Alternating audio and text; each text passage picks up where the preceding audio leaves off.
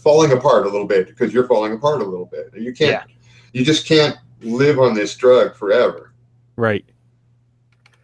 Yeah, honestly, I think like he's waited so long for this break to finally happen, and to then he's seen like TV stars and movie stars going to rehab, and Let me stop you. Should we? Oh, we are. You made us live. We're live right now. I went live just as you were like finishing up wrapping the question because I didn't do it beforehand and I should have. All right. We always like do character shit and then we always like jump in the middle and then we never recap or anything. We just like we're in game. Agreed. Okay, so let me set that back up again now that I know we're live. Okay. Cool. Now, Nash is not sure what he wants to do. He does not believe that the note from Suzie was really from Suzie. He knows there's something spooky going on with Ingwe Cordoba, but he and Reggie, having talked it over, several options have been discussed, maybe even stealing the Tiny Tyrant or storming the Somnambula headquarters. But all of those questions have to take a backseat when they look over at Chip and see him sort of like shivering and singing little nursery rhymes to himself. This is what happens when the drug starts to wear off. Right? So talking to Jesse out of character right now, and everybody, I guess, out of character right now, we really got to figure out whether we're going to stick Chip in a 24-hour like institution for. He needs therapy and detox, basically. Actually, not in that order. The other way around. He needs detox, then he needs therapy. Yes, and that therapy will probably take weeks of game time.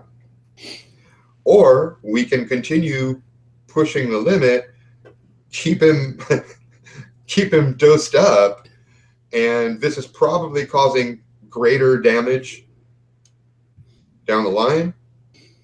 It's your character whose mind is falling apart, so that's why I wanted to ask you how you feel about this.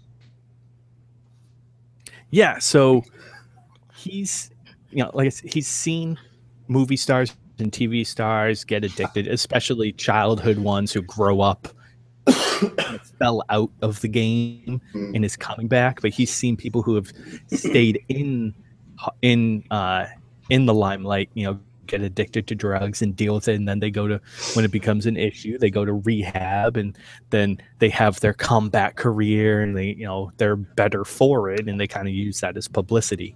Yeah, it takes them a few years back, and he's already been out of it for so long that he doesn't want to give up, and he doesn't know that he's famous enough and then to have a career waiting for him when he comes out. So I think that he'll try to, he's also never before, he's never done drugs or never been big in alcohol or anything like that. So this is something new for him. So he thinks that he can deal with it. He can own and just kind of this thing and still like carry on. He'll be able to solve it in the background. I can see whether that. Or not he can, probably not, but still. Okay, so I mean, you're aware now of what Reggie has been doing to you. You now understand. Right. It's the drug that's letting you keep it together. What was that movie with Eddie Murphy? He was like, keep it together, keep it together, keep it together. Oh, what was that? Do you remember that line? It wasn't Trading Spaces, was it? Not. I don't know. No, he runs into like this weird sort of Scientology cult thing, and they gaslight him. They convince him he's losing his mind. I don't remember what movie he did. No, that's not that one. I mean, as a player, I respect that. I think in character that we all know that Reggie made Chip an addict. I think if you were like to save him, we're gonna go. I'm with you. Blah blah blah. I think being in the field and seeing other guys that have become addicted because it was given to them on mission. Like they fucking give military guys like speed, like experimental drugs and all sorts of shit. So I think that he would be resistant to having you continue, as important as completing this particular mission is to Nash. I don't think he would want to see you possibly die from it, because we're talking about like dosing you every 3 to 6 hours, and I just don't see, unless he gets some harder stuff that he doesn't have to do all the time. True that. I know a guy. We're switching your psych meds in the middle of the game. Yeah, I mean, if you're hell bent for it, then I'm not gonna, it's not my place to say no. I think in character, Nash would be resistant. Say it out loud. I love you, man. Come on. So it's up to you, but that's the way Nash would look at it. He would not want to drag you down into some fucking hellscape where your hole is full of brains, or your brain is full of your hole's full of brains. There is a dream world like that. Oh, yeah. All of your orifices are filled with brains. Pretty sure that's called Reggie. Oh shit, is this my dream? Yeah, Reggie Wedgie 17. That's the official name of the planet. So I'll just throw that out there in character. That would be Nash's, Nash's thing. Reggie, you have an opinion here? I mean, Reggie is aware of the Zoom situation. He's going to argue for backing him off slowly on it. But if we're dealing with this whole, it doesn't matter how fast or slow he detoxes off the Zoom. He's still got 0 in psyche. He's gone. That's an issue that either we have to say, well, just keep giving him the Zoom so that he's coherent, or he has to go away. Right. But, or you got. So I don't know how Reggie in game mechanical terms, what that means is he has to do some downtime. I mean, we can do a month of downtime in 60 seconds. Yeah. But then we go back to the story. What are you guys doing while that's going on? So what if in the downtime, while he's recovering from this, we're doing that background research, reconnaissance, like meeting with Bento. And just seeing what the options are while Chip is recovering.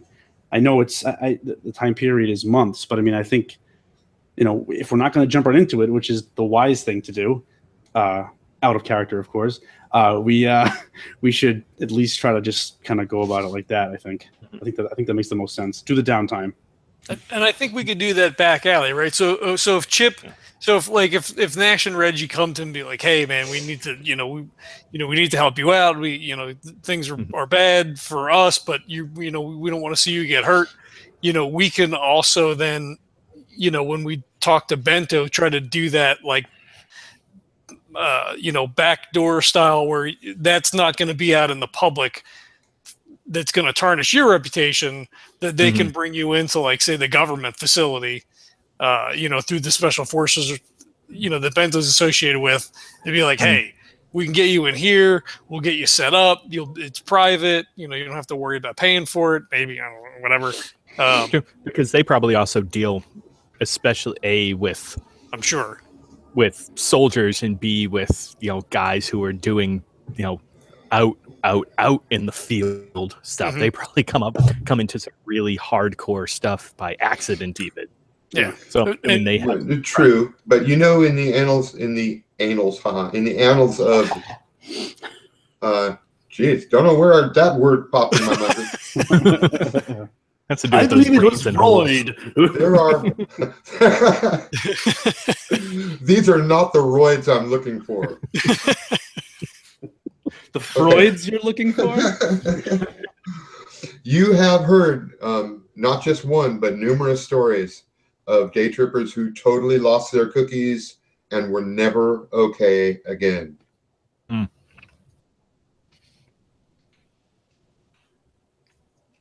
It usually involves either a dream world or the multiversal cow. Hmm.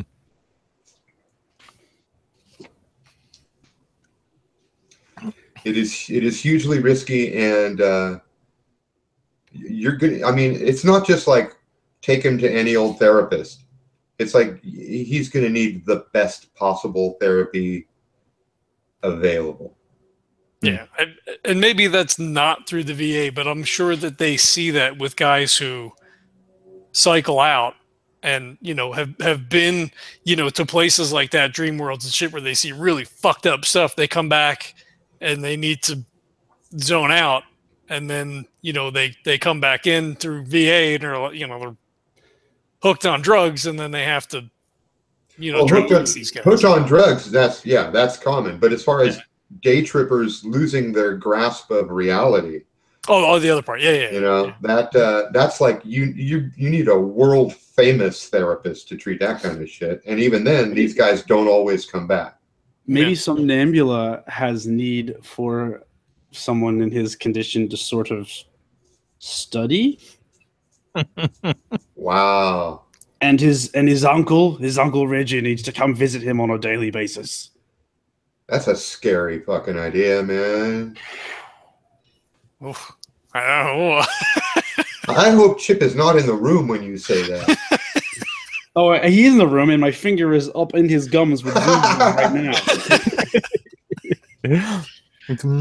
I noticed your pupils were getting a little wide, so here's a little hint. I don't think Nash should be okay with that.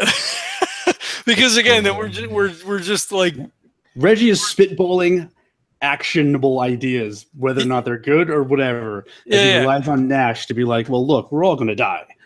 So. Yeah, no, he would listen. I mean, he would be intrigued by the idea of being able to get in, but he also knows that Chip was involved in the first mission. So I think if anything, it just sequesters Chip, maybe has him as a bargaining chip, or maybe they just kill him. You know what I mean? Because he knows bargaining chip. Now we know why his name is Chip. Yeah.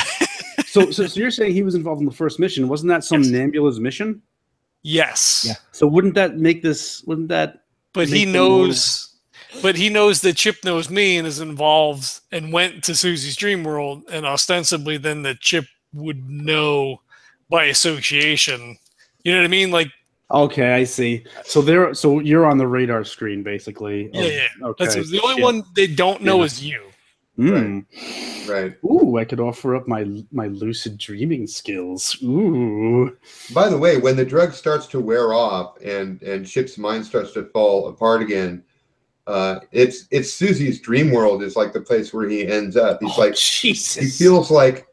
Well, it's all those feelings come washing back because he cannot tell what's real and what's not real anymore. And when Chip freaks out, as we've established in previous games, he tends to revert to when he was a little kid and his life was happy and he was famous and he was rich and he had all these friends and animals and everything was great for him. He becomes a crying little boy. Now he's a crying little boy who can't even tell what's real and what's not real. He sees giant babies, Is it well, okay, no, this is a dumb question. I'm going to ask you it anyway. Is it reasonable to perhaps expect that if he reverts back to that dream world, we could potentially travel to it and see him? Is it that intense? I think it's more of a psychological reversion than a physical. Yeah. Okay. First off, it is a psychological reversion. Although I wouldn't rule it out if he were to fall asleep while in that state. The problem, however, as I mentioned previously, it is insanely difficult, literally insanely difficult to make a connection between a specific dream world's coordinates and a specific dreamer here on Earth. Ingwe Cordova, with all of his billions of dollars and millions of dream decks and huge AI deep learning facilities, has only managed to find one such person, and it was Suzie. But it's her dream world that is in the computer of the Tiny Tyrant. Right. Which we may or may not have access to anymore. Okay. Yes. So layers upon layers. So you're saying that sneaking Chip into warehouse where the tiny tyrant is, and having him be a distraction so we can get on board, me putting him asleep inside the tiny tyrant, and then traveling to the pre-entered location of Susie's dream world where he goes to when he loses it, when the zoom wears off, that's far-fetched. Well, and it would be doubly bad because then he wouldn't know if he was. I may have misspoke when I said he goes there. I didn't mean he actually goes there. All right. Then, recalling that it was a dream world, I must leave open the possibility that he dreams his own version of it. Oh yes. Okay. Oh, which in theory, I totally want to see. Enter, but again, you'd have to use a dream deck and Ingwe Cordoba's AI network and cross your fingers because so far, again, out of hundreds of thousands of people, he's only found one. Damn. Okay. I would love to see Chip's dream version of Reggie and Nash. That baby head is going to be one scary baby head. It's a 300-foot tall baby, but it actually has Nash's face.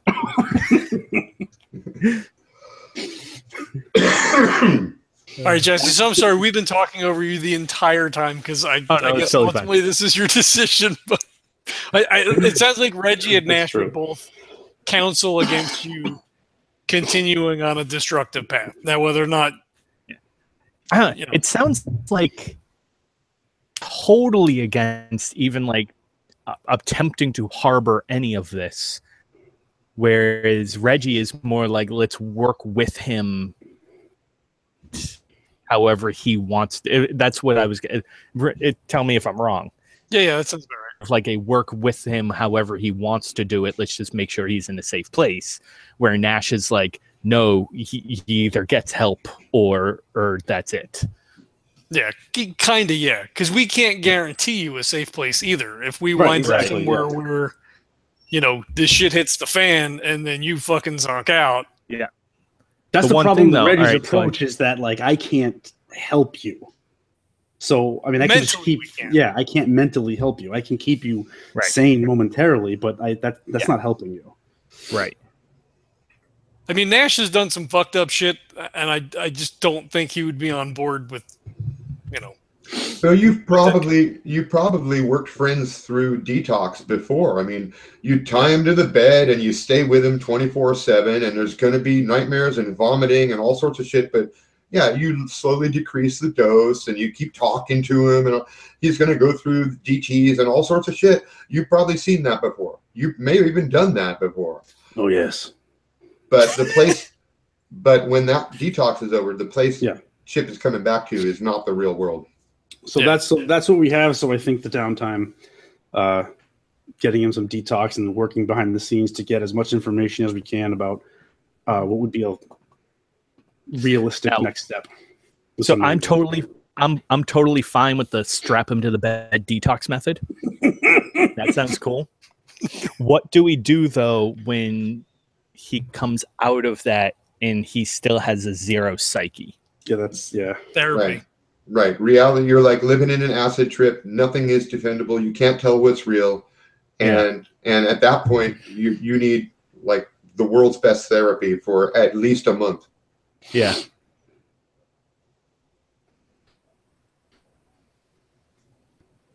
That's really the hang up is what happens after you've detoxed. I can tie you to the bed all day long.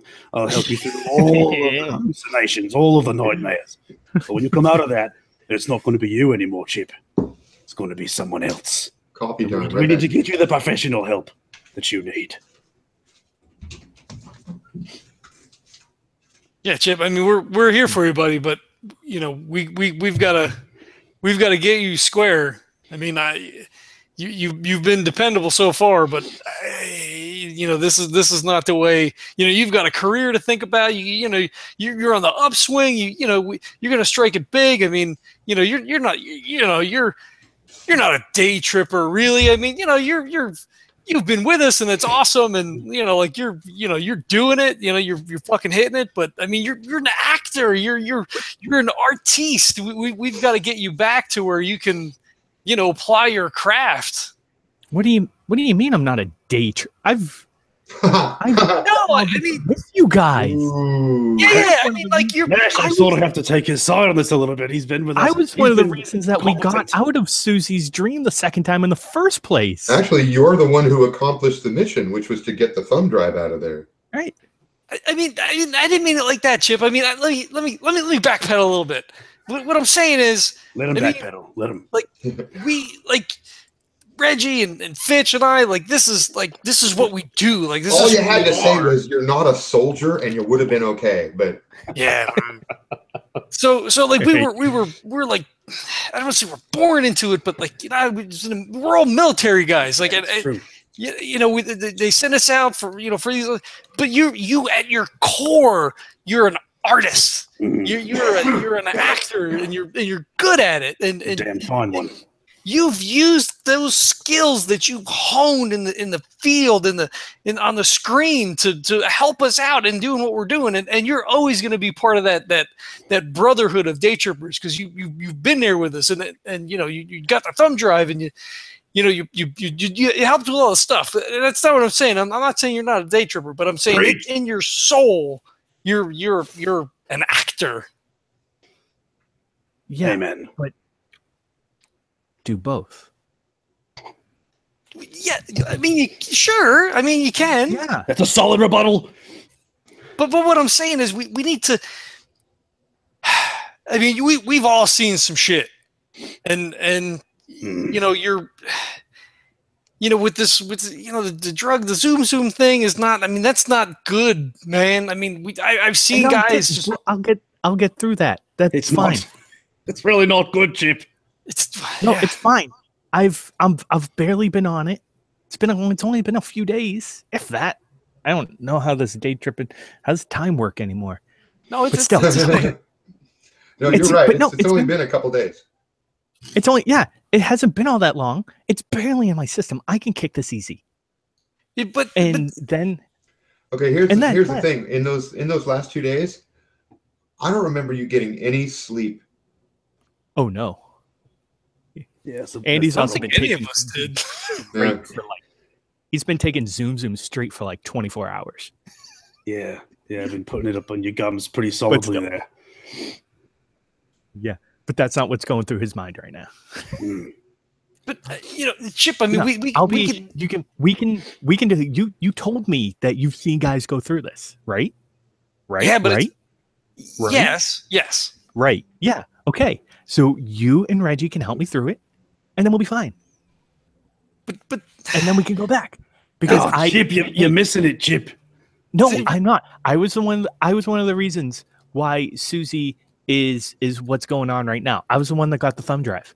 I'm the one that started all this. I actually think Jesse is playing this perfectly because Chip needs to remain focused toward an objective that keeps the bad thoughts away. Mm-hmm.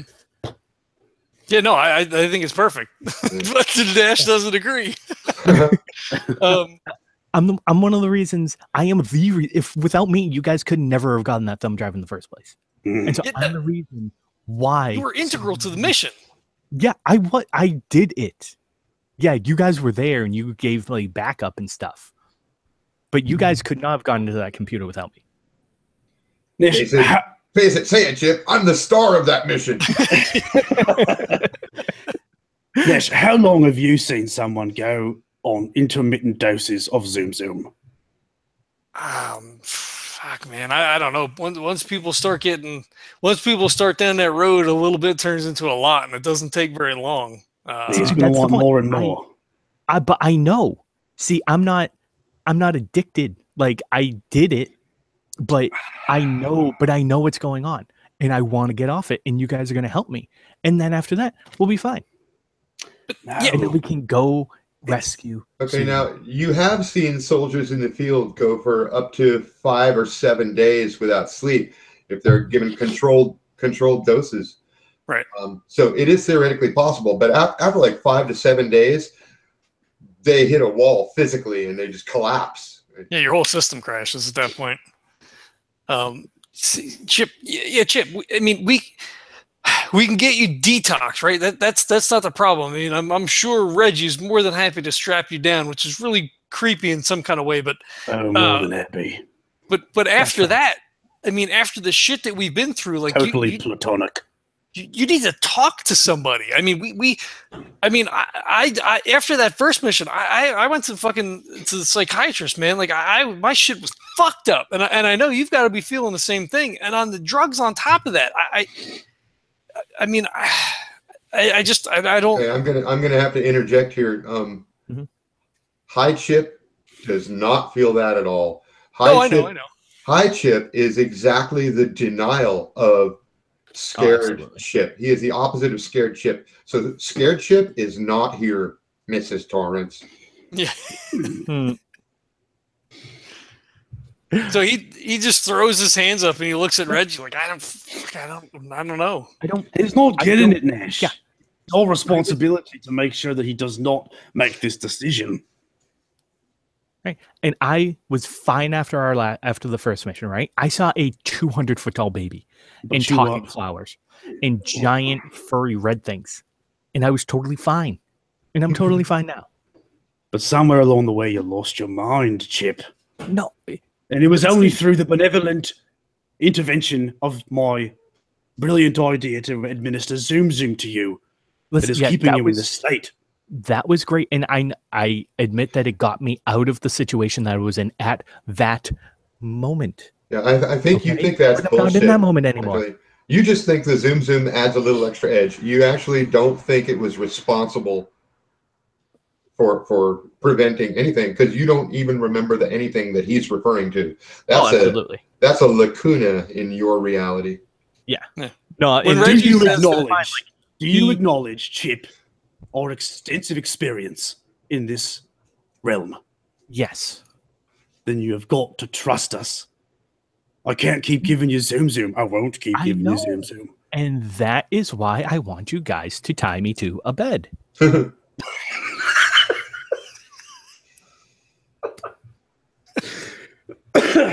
Nash, he said it. He said it. He's in his right mind. He said it. All right. I mean, are we strapping him down at your place? My place isn't safe. And I don't want to put him in a fucking hotel because once he starts, fucking nightmares and everything else and screaming, that's not going to be. Let's do this. Do we know of a reputable place where he can get the proper psychological treatment that he needs? Oh, sure, shit's not Martez, I'll tell you that right now. Yeah, I was going to say, it's the only psychologist personally you would not go to. Well, out of character, would we know to a place to bring him with our extensive experience? Well, you do know that there is a medical facility and usually a psychiatrist on staff up at Diaspora. Whether they're the best in the world and the best equipped facility, no, probably not. But they are an emergency-ready facility who has seen day trippers lose their nut before. It's like a triage. I've got it. Reggie digs into his pocket and finds some coins, and he goes, just downstairs from my apartment is a perfectly legitimate Therabot. We're going to just put you in there. I'll put some coins in. It'll take care of this completely. No? I don't. Do those things work? No. I mean, I don't. Yeah, it's anonymous, right? Like I don't. It's totally anonymous at like 60 seconds at a time. But hey, as long as you got the coin to keep feeding it, it just keeps resetting. Okay. The hell is he going to get out of 60 seconds? At a time. You just keep putting the coin. You keep going. You can get a lot out in 60 seconds, Nash. Trust me. Plus, as a kid. And in training, stuff like that, I learned to talk really, really fast. So I can get a lot out in 60 seconds. Trust me. See? Perfect. Wow. You're going to detox him into Therabot. It's probably like the 60 seconds is the minimum. You can probably pre-book it for, I don't know, an hour at a time. Oh, you got an appointment and sometimes it's out to 3 months. That's not going to work. I mean, we could detox him like tonight and tomorrow. I mean, like whatever. Right. I mean, it's been a couple of days. We could detox him the next 3 days, maybe. We fucking strap him down and keep him hydrated. And I throw Nash some winks. We're going to detox him, and he's going to be fine. Are you all right? I'm going to tie him down. We're going to tie him down just like he wants. We'll detox him. And then when he comes out, we're just going to deal with it then. Perfect. Okay, so you guys tie me into the bed a couple of days. I'll detox, and then after that, I promise I will go into a Therabot booth for an hour, and I'll talk about a bunch of stuff, and then we'll be fine, and then we can keep doing this, okay? Perfect. Good. Reggie, what the fuck are you keep pushing you keep leaning in like that? He's pushing you away. Like, what the fuck are you doing? Nothing. Nothing. Point. I'm assuming you have rope down here because you seem like you're more than prepared. What do I have rope? Oh, I've got rope.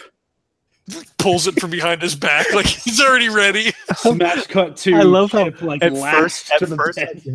at first I thought that was going to turn into of why would I have rope, and then it was of course I do, and he has 7 cords of rope. Thickness, weight. Yeah, it cuts to all these somebody has ties in their closet. Reggie's got fucking ropes, so he's pulling it out. He's that one's a little too stringy. This one's good. Yeah. Would you like natural fiber, synthetic fiber? You allergic to natural or synthetic fibers? Have any allergies you want to tell me? We're at Reggie's place, right? I assume. Yes, I assume. There's all this creepy art all around. Oh yes. He put everything in the back bedroom and then threw blankets over the stuff that was in the living room area. Yeah, just to help, just to save you. Yeah. Because you never uncovered or moved anything, because then you guys bailed and we went to diaspora. True that. Okay. Good, because I don't think you'd want to wake up from the DTs and see some of Reggie's paintings. Yeah, right. Well, maybe nightmares. Maybe we're having this conversation in the car then after the meeting, right? So this is probably all in the car. All right. Okay, so you just pulled up in front of Reggie's place. Mm-hmm. He's all right, Chip. This is gonna be a rough couple of days, buddy. It'll be fine. Trust me. We'll be fine. It'll be fine. All right. You're fine. Fine. It's gonna be just fine. Fine. Fine. Okay. All right. It'll be fine. Okay, so the working title for this episode is Detox at Reggie's. I'm writing that down. Rated R. Or pirate. Oh wait, no. Never mind. All right, so we go in and Nash first goes to look for Jasper to see where he's at. Jasper has pulled the garbage apart and has found some, I don't know, pizza scraps, chicken bones, something. Oh, you're on a diet. Made a big mess. Yeah. Made a big mess in Reggie's kitchen. Keep your leftovers in the trash. Where else do you keep leftovers? He sees the trash knocked over and he immediately fucking crouches maybe somebody broke into Reggie's place and is fucking ducking around the corners and sees the cats all stretched out in the kitchen amongst the food and shit. He's like, fuck, dude, put a lid on that shit. Can't be eating this stuff. Sees the ice cream bowl has been tipped over and the fucking spoons on the floor. He's like, God damn it. So he goes over and he starts picking up the trash. He picks up the bowl. What are you doing? Don't touch any of that. I'll get that after. No, you can't. The cat can't have this stuff. And he puts a little shit in the sink. The fur on the top of the cat's head is all matted down and sticky. He's got bacon grease all over his head. You little bastard. Bacon grease.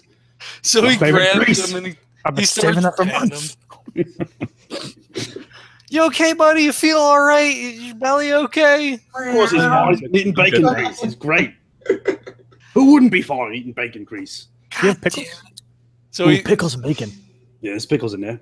He's holding the cat in one hand. He goes to check the water. He dumps the water out, gets some fresh water, puts regular cat food in the bowl. Chip will have gotten a jar of pickles out of Reggie's fridge, and he is now rubbing them on top of the cat's head to get some of the bacon grease off. Stop it! Stop! Don't put that on the fucking cat. He doesn't like a cat. Now your cat smells like pickles and bacon. It's a natural anti-adherent. That's a word. Would you stop it? By the way, Jasper's showing no interest in the cat food that you poured. I figured. He's had bacon grease. He ain't going back to cat food. God damn it! I'm gonna have to find some place for him to stay because clearly this isn't gonna work. No, you gotta detox your damn cat. You just gotta find some bacon grease. That's all. And he's fine. Hey, Nash. What? Nash. What? I think your cat's kind of delicious. Don't you stay away from the fucking cat. Hold on, Chip, come here. And Reggie will grab his face. Look at his pupils. Are his pupils dilating? Huh? I feel like your pupils are. Okay. No, you're fine. He's fine. Right, good. In fact, Chip, I want to tell you something, Chip. In the car, you dosed him. Remember?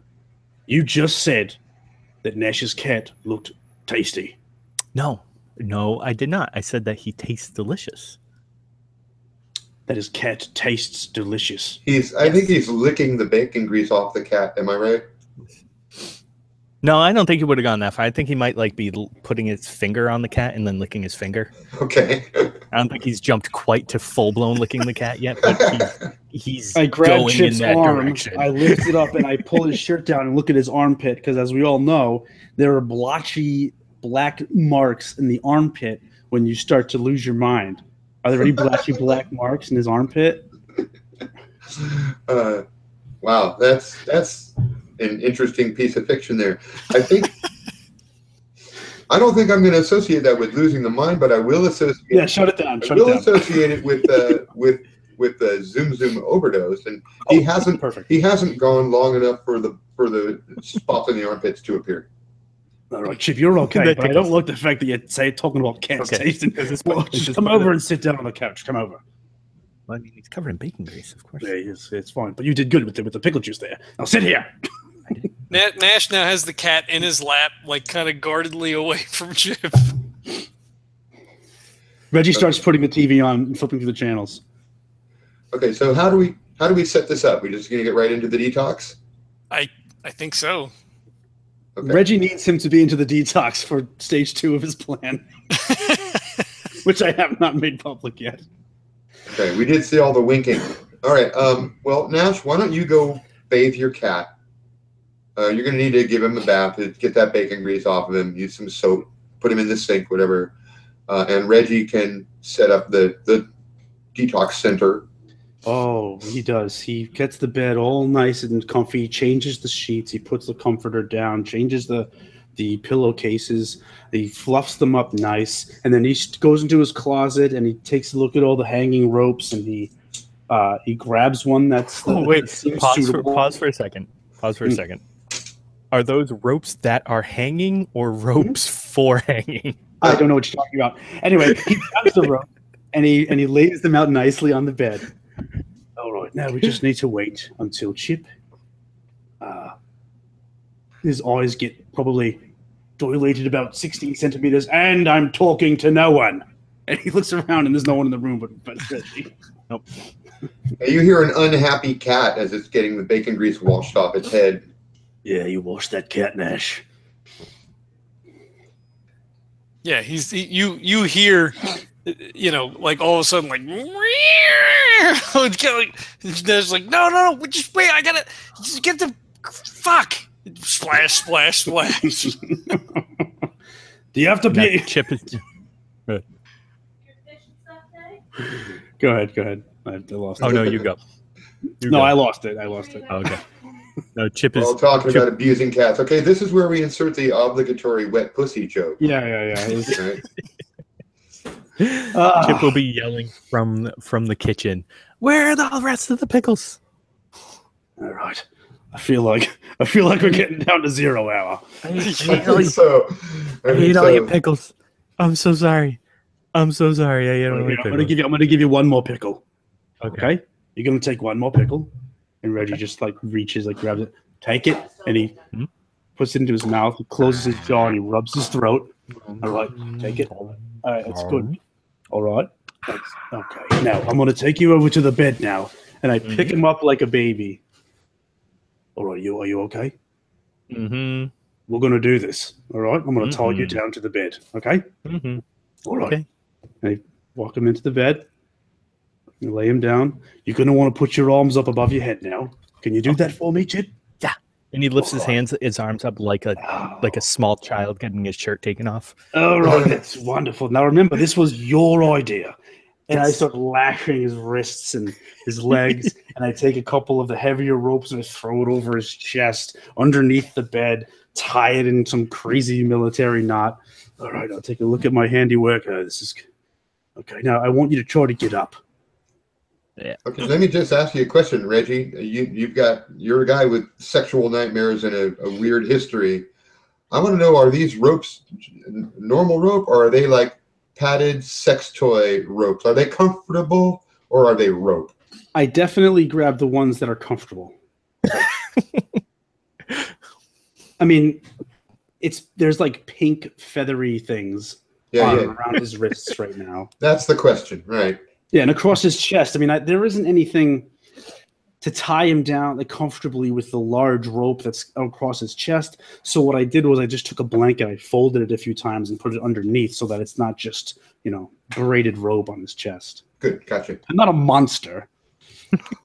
Just wanted to know. Now, can you move? No. Okay, good. I'm going to stay with you. It's going to be okay. But I'm going to walk out of the room right now. Okay. Okay? You just sit tight. Okay. And Reggie will go find Nash. Okay. Nash? Bye. Yeah, I'm done. He comes in, the cat's wrapped in like your fucking dish towel. There's like a fucking claw mark on his face. His fucking arms are bleeding. Yeah, you didn't put the gloves on, did you? That's not. I've got the dishwashing gloves in there just for things with claws. You gotta wear them. It would have shredded the thing. Look, it's fine. He smells better. Yeah, There's no it's not bacon. a tiger, mate. It's just a little cat. Well, but he doesn't like a bath, man. Like cats don't like water, really. Yeah, who does? Anyway, listen. So I don't know if you noticed, but I was winking at you earlier in the car. I got that. I've got Chip lashed to me bed, okay? All right. Now, I think it's in his best interest. We let him get off of it, and then we just bring him to a place that's going to just deal with his mental state. Character, what's the name of the place where the ship is? Diaspora Ranch. Diaspora Ranch. Yeah. I feel like Diaspora Ranch is our best bet at this point. It's the only place I know that might have something that can take care of him. Yeah, but I think the trick here was being able to get him out of that state, and now he just can't move. We can move him to Diaspora after the zoom wears off. Yeah, I'm okay with that. I really don't think that we should. Continue to dose him. I think it might kill him. He's not. I'm not going to dose him anymore. He's going to go mad. That's why I tied him down. Yeah, that's what's going to happen for sure. I tricked him. You'd think an actor would know when someone was acting, but I outacted him. Oh, Reggie. Well, you outacted both of us, Reggie, because I didn't think that's where you were going. I knew you had something in mind. Cool new skills I have, I can't. Well, I'm very proud of myself. Anyway, I feel like we just wait it out, and then when he starts seeing things, starts hallucinating, we get him down to Diaspora. Yeah, I guess that's not a bad idea. On the upside too, we can always check on the Tiny Tyrant too and see if that thing's been locked down. And I've got Bento's card. Maybe he could just meet us there. I feel like that's the best course of action. It will kill 3 birds with 1 stone. Oh yeah, maybe 4 if we're lucky. Yeah, that's not a bad plan. Good on you. He goes for the fist bump. Fist bump. And then he goes in for the bro hug. Nash gives you the bro hug. And the cat squeals because you didn't put the cat down and we just squished the cat between us. Yeah. Okay, so we're waiting, 4 or 5 hours. Chip is fine for most of that time, but around hour 5, he starts getting really sweaty and irritable, and he starts to feel very uncomfortable, and he starts screaming for pickles. He's like, I need another dose in here. Reggie has a nice cool towel, and I'm mopping off his forehead. Shh. Here, I'm not giving you a dose. It's not happening. But here's a pickle. Take stock on this pickle. Suck on it. Okay. All right, I'm gonna remove the sweat from your forehead. I'm rubbing his chest. Okay. Reggie, do you have any kind of skill that you can use here? I mean, any kind of verbal, psychological. I could fight him. No, I have nothing. If you have to fight him, then we failed. I kill him. No, I don't. But I feel like I would attempt to make a roll with the stat. Could I do that, or do you need a skill to kind of? I have psychology. Oh, yeah. So you'd be a better guy to do this. I'm initiating physical contact, and Nash will psychoanalyze. All right. So I guess as he's like, freaking out, and you're like petting him and whatever, I guess you call me in. Yep. And like I pull up a chair. Now I bring a chair in from the kitchen and I put it down next to the bed. And I guess Nash or Chip's eyes are all bugging out and shit. And he's all sweaty. And he, kind of puts a hand on his hand, and like holds, like grabs his hand, like his hand in between mine, and he's like, "All right, Chip, you got to stay strong, buddy. We're pulling for you. This is the hard part. We've got to get you. We've got to get you squared away. I know you can do it. You're a fucking day tripper." Chip, at this moment, your body feels extremely cold and wet. You're trembling. Your body feels far away. Reality is sort of tunneling in. You're focusing as much as you can on Nash's face because the darkness around you is starting to creep in on you, and it's making you feel very vulnerable and naked and scared. Mm-hmm. I almost imagine that he's looking like through Nash's face. You're trying really hard to stay focused, and it's not easy. Right. Yeah. And it's almost like a where everything else is like literally, like you said, like pitch black, and it feels almost like he's in a like a submersion tank. Yeah. Where it's just like cold and wet, and he feels like he's underwater, and everything's black, and all he sees is like barely sees Nash's face, and it looks like it's like 100 feet away, and he's just trying to like concentrate on that tiny little speck of something. Right. It's not working. From the other guy's perspective, your eyes are like totally dilated. You have a terrified expression on your face. Reggie, you had to get another dry washcloth because he just soaked this one. Sweat is dripping off of every inch of his body. Oh, it's bad. It's bad. So he kind of like looks over at Reggie and he's like, "Do you have, kind of like stage whispers? Do you have like any kind of stuffed animal or anything that we could put it by him?" Oh, perfect. Reggie leaves for a second. He goes and he grabs a stuffed animal and he brings it back, and it's a stuffed animal of an octopus, and it's like missing two of the arms, but like halfway down, so it's like ripped into some of the stuffing, and it's very old. And then like one half of the head, I guess, is kind of like torn open, and there's some stuff sticking out of it. And he's like, "Perfect thing. Here you go." And he plops it right on Chip's chest. What's his name, Reggie? Oh, the name of the stuffed animal? Yeah. It's Michael. So he kind of looks like, I mean, I know I asked the question, but I didn't think that you would. Maybe it's best, I don't know. So he takes it from off his chest and kind of like puts it like in the crook of Chip's neck, so he can like feel that softness. Yeah, knowing what we know about Chip's, secret now, he's hoping that maybe between his talking to him and then feeling. That's soft enough. Yeah, you know what? I'm going to give you an experience point for remembering that. Nice. Oh. Also, it smells weird. It smells weird. Nash tries not to think about it because he knows it's helping. I wouldn't think about it because you might recognize the smell. I wouldn't think about it. It's not crusty. That's why there's a hole in the head. Is it crusty? I was trying to beat around that bush. Do you want me to make a psychology roll? I do. I okay. do. Before we release some other disturbing innuendo. All right. So my psyche's 2. I got a +1. And I rolled a 6 and a 5, so a 7 total. Whoa. You have kept him focused, and I did not expect you to succeed. Wow. He's done. He's fine. You know what? That's actually a yes and. So what's the and? Ooh.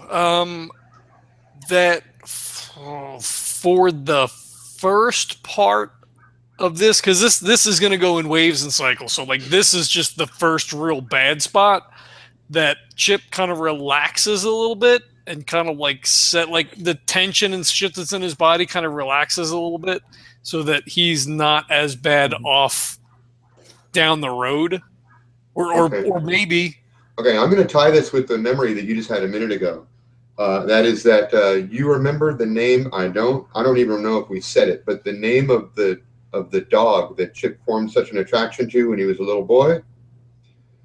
You decide to use that and tell him that it's that dog nuzzling up against him, and that makes him feel much more relaxed. Okay, cool. Nice. The name is on the tip of my tongue, and I can't fucking think of it because Jesse kept saying it in the episode that I just edited, and I can't think what the fuck it is. Ah, You've even got me beat on this one. Shit. Yeah, I don't think I ever wrote it down.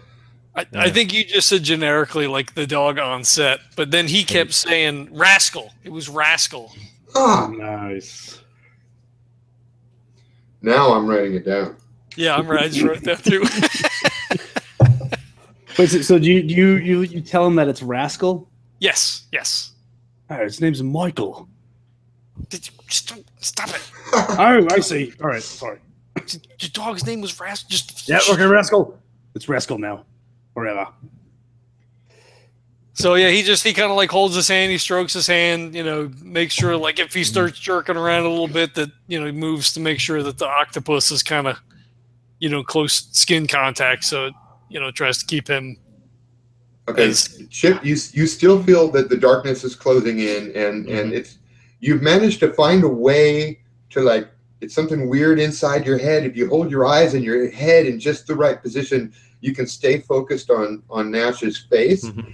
And then he rubs this thing against your neck and he tells you that that's Rascal. And you believe it completely. And that, like, from the back of your brain, this warmth of emotion and memory comes back to you. And it gives you, you're not back in reality. You're still in the darkness, focusing only on Jack's face. But the feeling, the emotion of being close to Rascal, and you love Rascal and Rascal loves you, that's helping you hold on. Hey, buddy. Hey. Do you start to cry?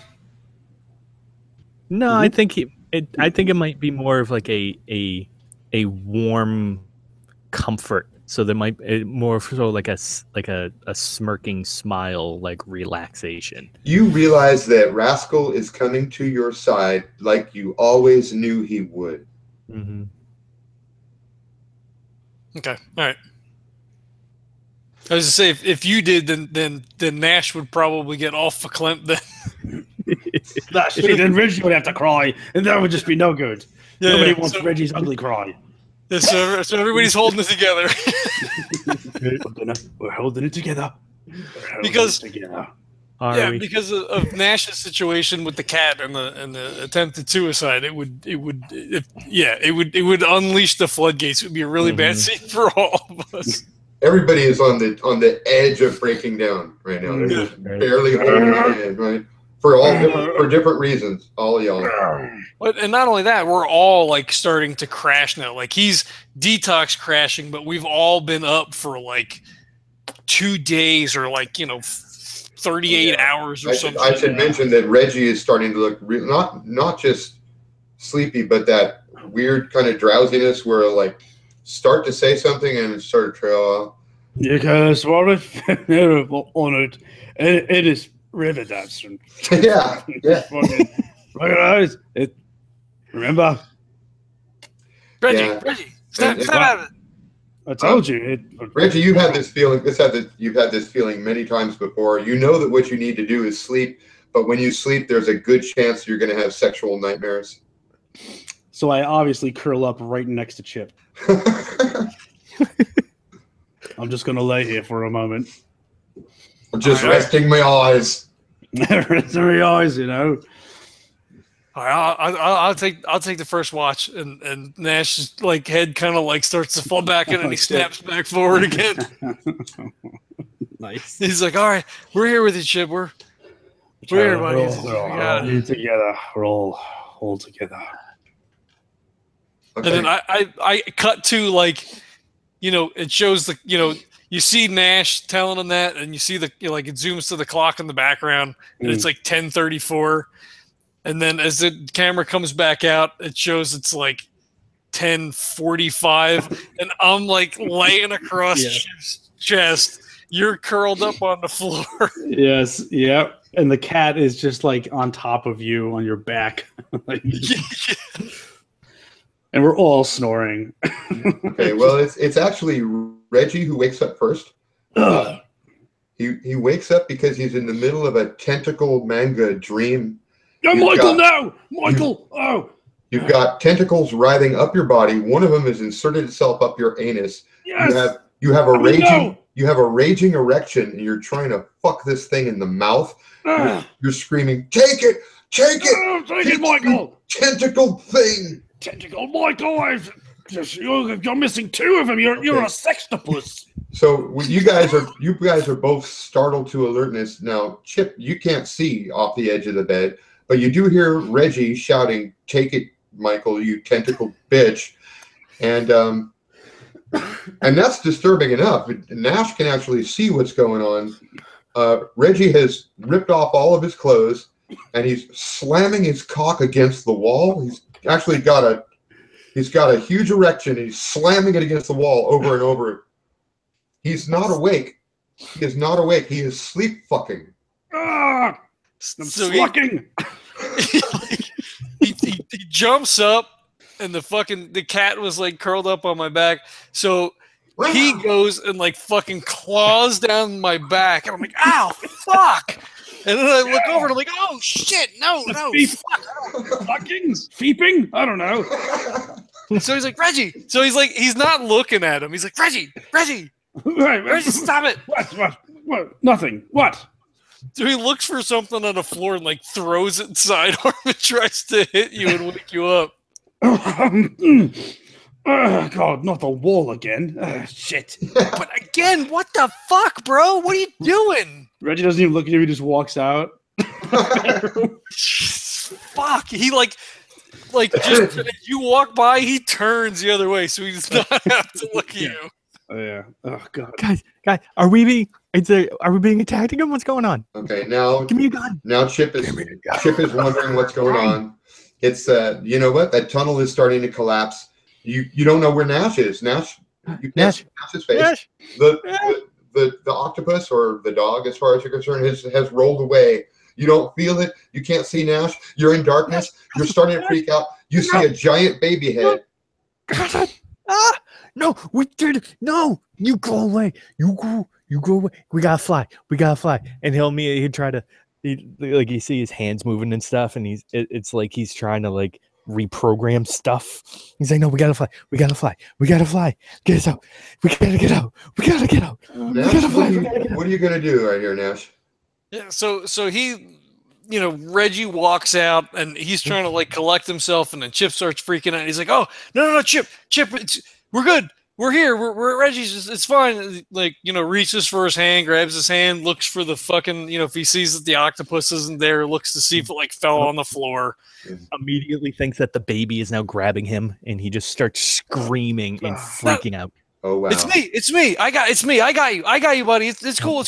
Don't worry. High-pitched, deep, guttural screams. It's a scream of a 6-year-old boy. So he lets go, and he's like, "Oh no. I found Rascal. Rascal's here," and he, nestles him back in again, and like starts rubbing his neck and his side of his head with the fucking. All right, we're gonna need another roll from you, Nash. His name's Michael. Oh, another 7. Oh, nice. wow. Nailing it. Awesome. I've done this before. Yes, you have. I guess so. You got some talent. That is a yes and. So you managed to get him back to focus on your face. He stopped screaming. And what else? Fuck. It's now been, what did you say? Like 4 hours? I don't however long we fell asleep for.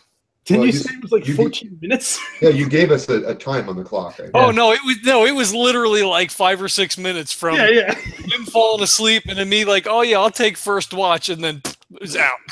yeah. Okay, gotcha. Yeah. So that's however probably long the you next think one. it was feasible for Reggie to be asleep before he started having nightmares? Not very long. So I'm always 2 having hours. nightmares. Yeah. So maybe like 2 hours or something like that. let's say 2 hours. That sounds good. Okay. Shit, what would be the end?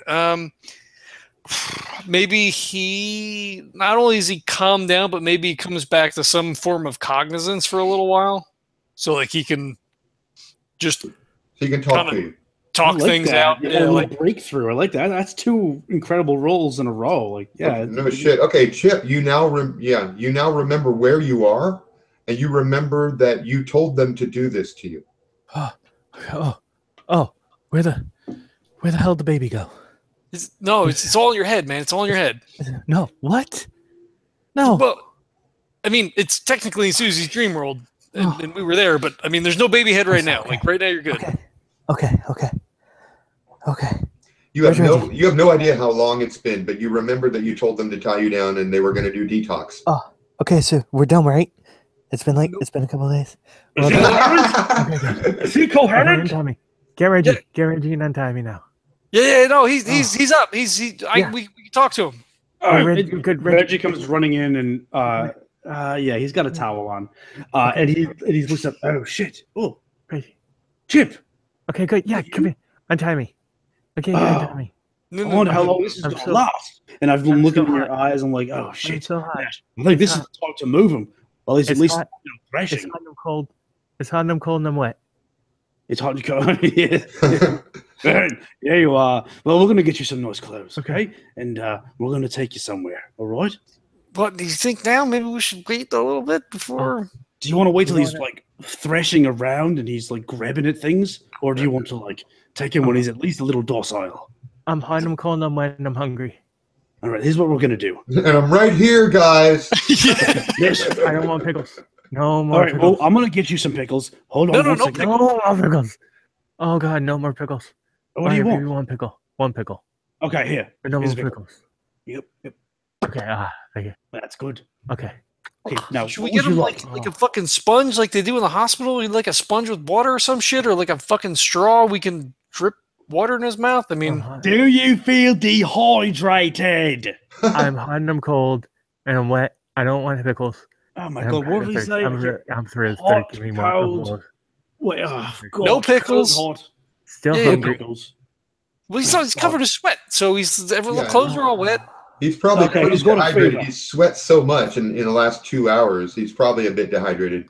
All right, so give me a pillow. Let's prop his head up. Let's get Here we him go.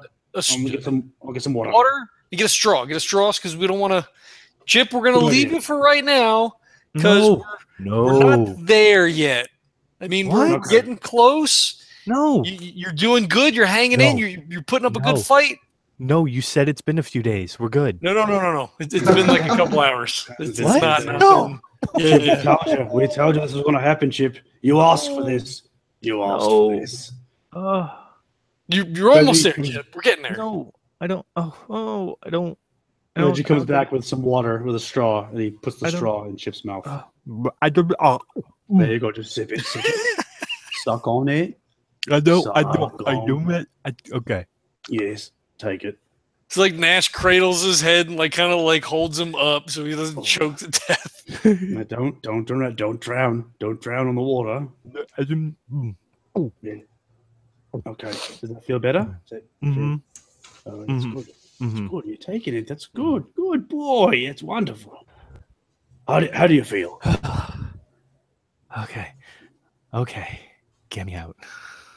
Well, we can't. I mean, this is what you wanted. Can't do that. This is what you want. You wanted this. I know, but I don't anymore, so we're good. Oh, you don't anymore. Okay. Well, Yeah. I mean, we're still not going to let you out. No. No, let me out. That's not how this works. Let me out. Look, you are two professionals. Yeah, Reggie, you've seen this before too. This is stage 2 bargaining. You're trying to bargain with me. You're going to have to do better than just you don't want to anymore. What else you got? I got. I got clothes. You want clothes? You need clothes, dude. You need clothes. I don't need clothes. No, seriously, you need clothes. Your towel fell off, mate. Please put your towel back on.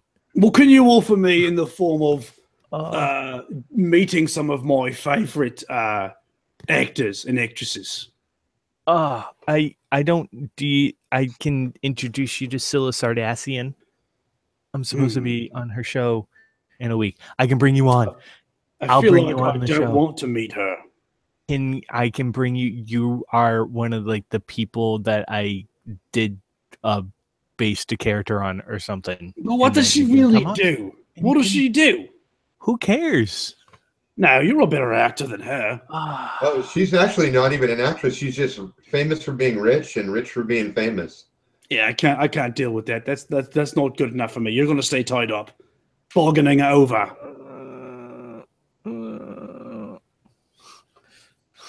Chip, you're doing it. You're hang in there, buddy. We're gonna get you through this.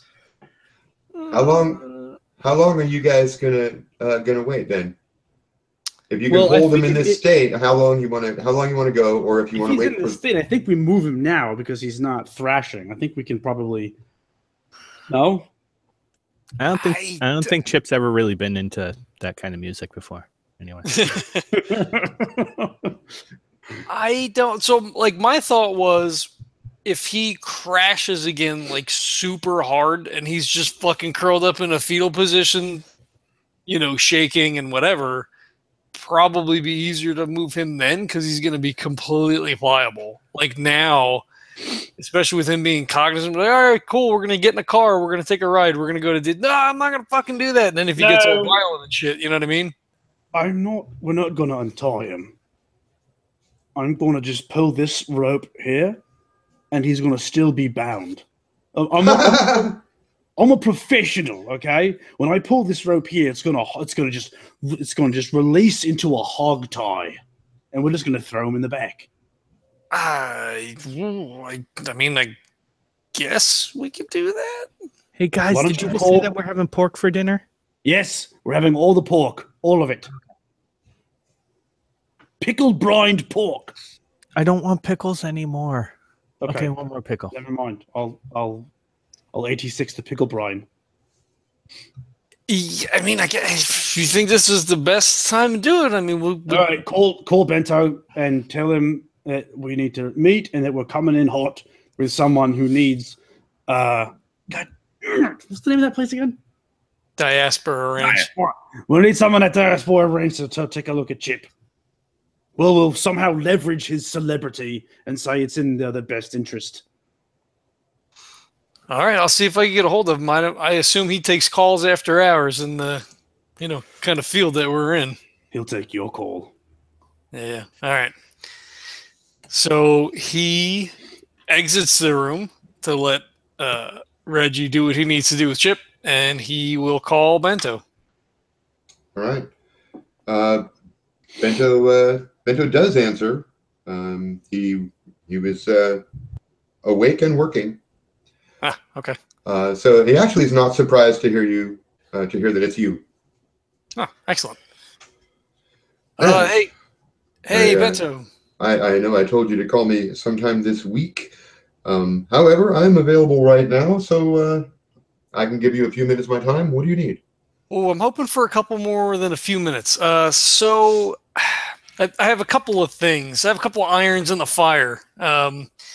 So we have our companion Chip is coming down off a Zoom addiction that's just been for the last couple of days. It was kind of operationally necessary to keep him moving. we'd like to bring him up to Diaspora. You mean the fellow I just met last night? He was tripping balls last night. Yeah. And I know they have like a triage up there for people who lose it a little bit on a day trip. We're hoping that we can get him in there, or maybe if you guys might be able to take care of him. I know it's not your responsibility. This is on us. But we want to, his career's coming back up. We want to kind of keep this on the side, but we need to get him some help. I mean, we could detox him. I mean, that's not a big deal, but he needs some help. He needs some professional help. We saw some bad juju on not on this mission necessarily, but on the one before. So if you could meet us up at Diaspora, and then the other thing I need to talk about, I don't want to do on the phone. Hang on a moment. You hear him talking to someone else, like over his telecom, and he says, "It sounds like stage 2. He gets back to you. Is he experiencing the fuzzies?" He puts a hand over the phone. Reggie, would you call that the fuzzies? He looks down at Chip. Close enough. Put the back of my hand on his forehead. Put it on his chest. Oh, he's full fuzzy, mate. He's full on fuzzy. Yeah. It looks like we're there. He's conscious right now. Like he's cognizant. I just waxed a week ago. No, don't worry about it, Chip. He's bargaining with us right now. He's we've got him actually tied down to the bed at the moment. We're through the first couple of cycles on this. Mr. Nash, you can't tell me that this was the favor that you had referred to earlier. It is not. This would be above and beyond what I would like to talk to you about. Although I would rather not address this issue over the phone. Very well. Listen, I'll get the best man I can down there to Diaspora Ranch. You take your cargo. Do you have any sedatives you could inject him with? He absolutely sort of like pats himself. He's like, no. I mean, I could see if Reggie's got some Benadryl here or something. Is he safe to be transported? I believe so. We're gonna leave him tied so he can't hurt himself or anybody else. I mean, I can double check with Reggie. God knows what he's got. I mean, you've worked with him. All right. I hear that Dr. Lee is on call. Go ahead and set that up. We're bringing in a subjective dissonance shock victim. Sounds like level 3. What's your estimated time of arrival? I think we're like 40 minutes out from Diaspora. Very well. We'll be ready for you there. You'll be meeting with Dr. Lee. All right. Can I expect to see you tonight as well, or? I know it's a huge imposition, and I apologize. Very well. Do you need an escort? I hand over the phone. Reggie, he's offering an escort. Wait. Of course! Yeah, that's gonna be great. Take it. That might not. You did say you wanted to lie low. Yeah, that might not be a bad idea. Just to be on the safe side. All right, I've got your position here on GPS. I can have a man out there in 15 minutes. Excellent. I guess that's the end of that phone call. He says, I'll meet you at Diaspora Ranch. All right. Thank you very much. I really appreciate it. What do you guys do in the next 15 minutes? I help Reggie get Chip prepared. I double check on the cat, make sure he's got food and stuff. You walk into the room and Reggie and Chip is hogtied. I told you. All right, just to be straight and square here, let's have a might roll from Reggie. Okay. Just don't blow it. Oh, this is great. Well, let me ask you a question. My current, am I still at the my damaged current? Yeah. You've only rested for like 2 hours. Yeah, you're still damaged. Okay, so that's good. That's one. Now, is this might roll could I sort of parlay my fighting skills into saying like submission type stuff? Yeah, I'll give you that. All right, got a +1. Basically, you know a pressure point that will prevent him from flailing. I try to use it. 4. 3 + 1, 4. Okay, that's success. Yeah, you've got him hogtied and a neat carryable handle. Yes. It's got a nice shoulder strap. You don't want to hurt him, so it's probably best if you both carry it. Yeah, oh yeah. And I think at this point in time now, Chip is making unreasonable gestures. So he's like offering him the crown of Russia, a luck dragon, 5,000 gold pieces. Nash, I really need a luck dragon. A flame tongue sword. Oh my god, a sword. Do you offer the giant baby? Classic Pac-Man arcade system. Okay, that's it. I need that. 20,000 talking flowers. Does he actually have the classic Pac-Man? No, of course he doesn't have the Pac-Man. Okay, no, you're right. I was foolish to think that he would have. You're right. Never mind. I'm sorry, Chip. No. But what about that luck dragon? I don't think that's a thing. I mean, maybe in one of those dream worlds, who the fuck knows, right? I mean, we could really use a luck dragon, don't you think? I know they make lucky cats, right? If there is the slightest chance that he has a luck dragon, we have to take it. I don't think so. The luck dragon was a recurring character on Backyard Kingdom. I feel foolish. I should have known.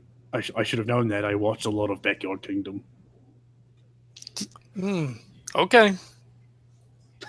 I think that's. I feel like that would be outside of your viewing. Like you weren't a kid. Well, if we're being honest, I sort of started watching it sight unseen just based on the title, thinking it was something completely different. And that makes sense. Turned out to be that.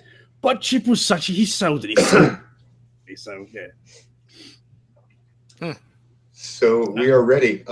It's actually just a little bit early, about 12 minutes after the phone call. There is a short whoop of a siren outside. You look out the front window. There's a black hover van. It's got military insignia, sirens on the roof, and the logo of a company you recognize, Dark Matter Incorporated. Okay. Now, Dark Matter is a mercenary firm. Basically, they do day trip adventures, rescue operations, and Reggie knows they also do covert military operations right here on home Earth. What you did not know was that Bento was connected to them. How does that make me feel? Don't know. These guys are kind of like Blackwater. Dark Matter. All right. Well, if they're going to escort us, just stay. Is this what you say? Stay frosty. Stay frosty. Yeah. Stay frosty. Let's stay frosty on this one. So he will grab his gun in the case because at this point we're not almost going anywhere without firearms. He suggests that you grab the Uzi if you don't already have it in your hand. You get Chip in one hand and the gun in the other. I've got something that falls under the category of long gun. Okay. He gives a slow turn around the room. He's like, do we need anything? Fuck. Well, what sort of weapon should we give Chip? Just a basic handgun? No. You're right. None. I guess I grabbed my kit since I wouldn't have left it on the Marduk, so we would have brought it back. Wouldn't have left it in the car. Yeah, I mean, at this point he just wants to be prepared for anything. So he throws his kit over his shoulder, has the gun slung, grabs Chip. The cat's squared away, at least for the short term. So he's by the window and curtain. All right, let's go. All right. All right. Sling Chip over our shoulders. Or wait, maybe we're holding him like there's like a post, and he's like hanging from the post, and we're just carrying him on. I assume you have his feet and I've got his arms, or vice versa. Yeah, the post is a bit much. Yeah, it is. Okay, no so I don't have a post. There are two big guys in black uniforms with the Dark Matter logo. They are basically standing at parade rest beside their vehicle, waiting for you guys to come out. One of them steps forward. He says, "Are we transporting your cargo, or are we merely escorting your vehicle?" He looks to Reggie. Yes, you're escorting the vehicle. Very well. We will stay ahead of you and keep you in our sights. He holds up his PDA and gestures for you to do the same. Mm-hmm. Slides a virtual token over to you. There's our GPS tracking ID. Very good. You can contact us by connecting to that ID should anything turn south. We will be operating at the highest speed your vehicle can handle. Okay. We'll figure that out as we go. That Are you sounds prepared? fair. Yes. They get back into the vehicle. It hovers up about 10 feet off the ground. They wait for you to get into your vehicle. Yep. They then activate their siren and begin leading, and they're driving pretty fast. I floor it to try to keep up with them. All right. It's going to take you, you're speeding. It's going to take you 25 to 30 minutes to get there. We'll give you a, let's call this a piloting roll. What the hell? Nice. Piloting. I will do Grace. Oh, God. +2. Is your Grace all fucked up right now? Well, I'm down to my current Grace is 1 and my current Might is 1. But I did roll a 6. So a 6 Good. plus 2 is an 8. Oh, nice. It's actually a 6 plus 1 because I'm going to give you a -1 because this is not a plane. Yep. But that's 7. That means that you managed to maintain speed with these guys. You actually make it to Diaspora in about 26 minutes. Oh, Ooh, nice. Damn. There are no authorities following you. Yeah. I think Nash is probably in the back with Chip, trying to keep him, since he's been relatively coherent, trying to sort of keep him in that state, assuming that, you know, he's going to get to a doctor real quick. So if he can keep him with them. Okay. Now, since you succeeded twice in that role, I'm going to say that Chip manages to hold it together as long as he can see Nash. Okay. You're like his focus object. All right. I think he would have grabbed the octopus as well. I'm thinking about it, to try to keep him, you know, focused, since that seems to be working. I mean, I think it would work less now because he's cognizant of what's going on, but he has it in case he needs it. Nash, and it's Nash, what are we doing? It's only been like half an hour, so it's not. He's not in the next phase of freak out yet. So we're still holding from your last successful roll. Okay. So we're going on a little trip. We're everything's fine. You're doing great. Everything's going great. We're on schedule. You're coming down. No, that wasn't the deal. The deal was that we would stay at Reggie's and we just hang out, and I'd get over this, and then we'd be fine. Oh, in the box. Yeah, so I'd talk to a box for an hour. That was our deal. We didn't say that we'd go anywhere. We're massaging the plan as things move forward. Massages. I don't like people touching me. It's gross. No, nobody's gonna touch it. And he like takes his hand off his shoulder real quick. He's like, you know, on the back of the bench, kind of like got his arm around Chip, trying to like keep him cupped. Oh fuck! All right, yeah, right. Good call. Nope. Reggie's PDA beeps. Oh shit! I'll take a peek. Yeah, it's your escort. Hello. This is Rogers. We're about to enter the outer ring at Diaspora Ranch. We have an emergency team waiting for you around the west side. Follow the lead vehicle to the right, to the west side of the compound, all the way around. All right, I'm sorry. What did you say your name was? His name is Rogers. All right, Rogers. I will certainly follow those instructions. Whoa, guys, what was that? Just want to keep you posted. ETA 1.5 minutes. Confirmed. So we're gonna meet with Bento real quick to discuss a different situation. So we didn't want to leave you alone. This sort of came up, so we had to kind of, we wanted to keep you with us to make sure that you were safe and nothing happened. Don't worry, everything's fine. We have a mission. We're investigating. We're following up on Fitch and Suzie because good. We can't find them. All right, so let me go. You're coming. You're with us. So yeah, but I can't do anything if I'm in there. So take me out. Well, we're fine for right now. You can't. We're in a car. You can't go anywhere. Take me out. No. No, sir. But I can't wait. I can't do anything if I'm tied up. Well, nothing is going to happen right now. This is more of like an informational thing. But I'm going to look weird if I'm all tied up. What's they going to look? They're not going to let me on the mission if I'm all tied up. No, this is exactly what we want. They're going to totally underestimate you. They're going to think you're crazy. You've got you tied up. And you are going to infiltrate. This is the next step in your day tripper training. Wow, that's a nice line of bullshit. Nash just touches his nose. As long as you keep it cool, no one will know. Okay. Can you do this? Okay. I know you can do this. Okay. From up ahead of you, the siren sounds stop, and then 3 quick whoops of the siren are issued. Gates slide open. You see red and blue lights on both sides as you pull through. There's an ambulance and a couple other emergency vehicles parked around the side as you come around to the west side of the building.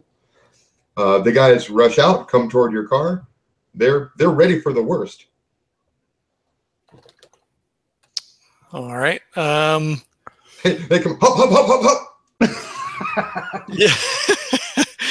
So I assume Reggie slow stops, parks the car. He also says under his breath, "Oh my god, some ambulance." Under his breath, and then he goes, "God damn it, John!" And then he grabs Reggie, or not Reggie. He grabs Chip. All right, let's go. Come on, we're here. Okay, as you open the door of the car, the 2 guys from your escort, they have gone over to the ambulance. There's 2 orderlies over there. Now all 4 of them go around the back of the ambulance. They pull out a wheeled gurney. They roll it over to your car. They're like, "Get him on here! Get him on here!" This is exactly what we want. All right, just stay cool, Chip. Stay cool. Okay. All right, and everybody gets in position. They're all well trained. You guys are expected to help as they 1, 2, 3 onto the gurney. There he's on the gurney. They strap him down and they wheel him in. And then the internal siren goes off 1 time, and the escorts stay at the door watching as the ambulance drivers take you into the medical bay. And the whole time, Chip will be going, "Mama, Daddy, no, I don't want any more popcorn. I want my Cheerios. Give it to me. I don't want it." Are we with him, or they took him? You can run alongside the gurney. Yeah, I would have jumped in the back, gotcha. I guess. That's my boy. We're not going into the vehicle. We're going into the building. Okay, gotcha. Perfect. Okay, all right.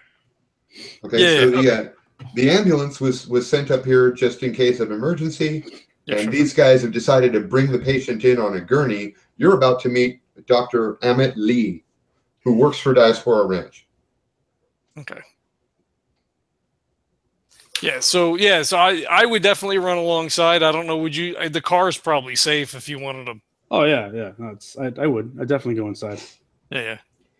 Okay, you guys meet Dr. Lee. He's a small man, much younger than you were expecting. He looks like he's in his late 20s, but he has that professional doctor appearance, and he's got his instruments out. As soon as he sees Chip, he begins checking his eyes. He looks in his ears. He places his finger on various pressure points. And he says, "How long has he been like this?" Nash looks at his watch, whatever time it would have been when we got back, 8:30. maybe. So I guess going on 3 hours now. All right, I'm going to want you to talk to John here, and he waves at one of the orderlies with a clipboard. He says he's going to take the report for all the specifics that brought on the shock. I'm going to get your boy into a med bay, medicate him, and we'll see where we can go from there. I've dealt with this issue before, gentlemen. I've got a pretty good record, but I suppose you probably know subjective dissonance shock can be real bad. They don't always come back. We are aware. We're hoping that you can work your magic on him. He's an integral part of the team. He's a really good guy. We don't want to lose him. The gurney has already been taken away by a couple other orderlies. Up comes the orderly named John with a clipboard. Now, I don't know if you guys have personally been through this before, but whenever there's some sort of shock, it's very important for them to give as much detail as they can about the subjective experience they expect the patient to be relating to. Mm-hmm. So they can maybe use that in talking him down. So they're going to want you to describe the dream world, the parts that affected Chip, as cleanly and clearly as possible. And this is going to take you at least 15, 20 minutes. Yeah, I assume they want at least all the details they can get from you. Mm-hmm. Yeah, so exposition. They would give them the details of both trips. I guess Reggie would know the first time, but he would explain what happened the first time. Explain what happened the second time. That Chip was subjected to zoom. Had an extremely low tolerance. It's been maybe 2 days he's been dosed. The orderly's eyebrow goes up when you say that. It was necessary. Let's be honest, it was to balance out the psychosis. Okay, it wasn't ideal. Orderly, Mr. Orderly. What's your name, John? My name is John, sir. Yes. Yeah, it wasn't ideal, but it kept him balanced till we could get him to a place where he could be. No judgment, sir. I've seen it all. Thank you. Did you, by the way, notice any therapeutic effect of the illegal amphetamine? It kept him going. It balanced him out. It kept him coherent. It gave him his personality back. Orderly John looks impressed at that and makes a note on his clipboard. He, Nash, tries to clearly and succinctly explain that, when we got back, from the trip that Chip was in a really bad way. It seemed like he had completely lost it, but because we were in the middle of a mission, we didn't hit the triage right away, and that's how the zoom thing. So he has two separate issues that need to be dealt with. First, the detox, and then some heavy therapy. And you're gonna want to make a note that I administered the zoom through his upper gums. All right, he is noting all this down. Meanwhile, let's cut to inside the med bay. You've been wheeled in on a gurney. They lifted you into an awesome medical bay, which is going to seal over you like one of those cryogenic sleep pods kind of a thing. But right now it's opened. It's padded on the inside, and there are a bunch of buttons and panels and shit on the outside. Comfy. It is very comfortable. The doctor is kind of stroking your head, and he's got a nurse who's helping him, a very pretty nurse named Rosalind. Nurse Rosalind is wiping you down, keeping you comfortable, and the doctor tells you, "My name is Dr. Lee. Can you see me? Do you know where you are?" I don't know. Yeah, no. He asked you. He asked you. Right as you ask him if he's a bunny, he asks you your name, and then he looks up at the nurse like, "Does it fucking matter if he remembers his name? He thinks I'm a bunny." All right, we're going to help you right now. I'm going to give you an inoculation. I'm going to make sure that your body's in good shape, and you may feel. I don't like shots. No, it's not going to be a shot. It's just going to be through the skin, a little aerial injection. Ooh. You're going to feel a little tired. It's okay to go ahead and take a nap. Okay? Okay. All right. Okay. And the nurse touches your arm with something, and it doesn't actually hurt. It's like a sort of a intense tickling for just a second. And you know what? It only takes a few seconds for you to start to feel really drowsy. Oh, don't forget to feed the... All right, he's out, and the medical treatment begins. The pod seals over him, and the doctor looks up at you two guys as you walk in. That's okay. He's sedated now. Right? All right. We're going to have to take him through several passes at both a physical and a psychological screening. He needs to detox. He's looking at the clipboard. Zoom. Right. It was an operational decision that was made. It wasn't collectively made, but we're trying to deal with the ramifications now, which is why we called. The dream world we were in was bad. It was some pretty bad shit, and that's where his mental situation is at. He's been having dreams about it, nightmares. We're hoping, once he gets detoxed that you guys will be able to, to get him straightened out. What happened to Chip's phone? Do we know where? Did that get destroyed? It is back with the rats. Yeah. We left it on the other planet? Yeah. I believe so. Because on that phone, or maybe at Chip's house being backed up or whatever, there's a video of the first mission. He's got the whole thing. Oh, yeah. It would have saved a little time. But anyway, we have what we have. Are there any other drugs in his system that I should know about? Nash turns and looks at Reggie pointedly. It's just a Zoom and a little Benadryl. Benadryl. Thank you. He makes a note, adds that. All right, I'm going to tell you. You know that. I'm sorry. I'm going to tell you, gentlemen. I have seen worse cases, but this is not going to be easy. Your friend asked me if I was a rabbit. He's pretty far gone. He was cognizant when we came in.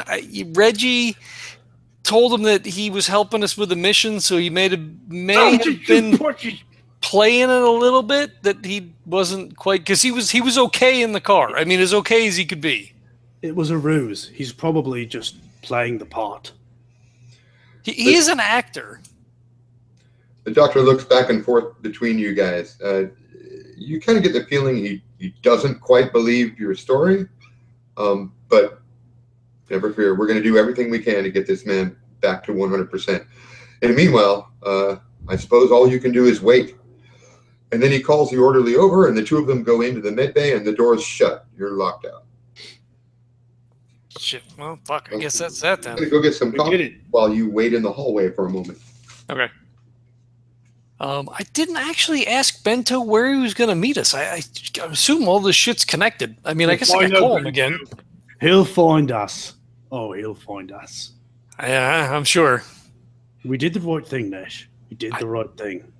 Yeah, I think so. I mean, I think this is going to be the best thing for him. Now, what's going on with you and your psychoanalysis? That was impressive. I've been with a couple of guys in the field that they fucking give us those go pills and shit. A couple of guys went a little too far. It's not a good scene. I mean, it'll get you on the mission. It'll get the shit done. But man, that's fucked up. You got to be careful with that. Well, you did great. You did fantastic. Oh, thanks, Reggie. Yeah. I went through some shit after that first time. I mean, it wasn't coming down off drugs or anything, but I got some counseling, and turns out she's fucking bitch, but and probably in on my friggin' girlfriend being stolen away or whatever the fuck's going on. But I got a little something out of it, I guess. I mean, Well, I guess that's all you can ask from a situation like that. When you guys look up, you see Bento walking your way. I told you. I told you. It's going to Speak of the devil. Yeah. Gentlemen. So, yeah, Nash would... As you see, I've made good on my word. Now, let's hear how this all came about. You can zoom through whatever explanation you want, because, of course, we all know. Yeah. So... Zoom. Oh, you mean... Okay, never mind. Yeah, so he would like give him a light pass on Chip's situation. You know, kind of like what they told the orderly that, you know, he was in a bad state when we came back. We were in the middle of a mission. We wanted to keep him going. Unbeknownst to Nash, he was dosed with some Zoom, which, you know, was able to kind of get him through. And he makes a point to say that, you know, his being dosed helped to complete the rescue mission of Joan Marlow, and that, you know, without him, you know, we might not have been able to do it. So there's some justification to the fact that he was. Let me back you up there just a moment. He says, "Are you telling me that this man was an addict prior to leaving on the mission?" So he apparently had never had any drugs in his system that weren't over the counter. And let me make the question clearer. And he looks directly at Reggie. Are you telling me that you brought an addict on the crew of my mission and knew it the whole time? No.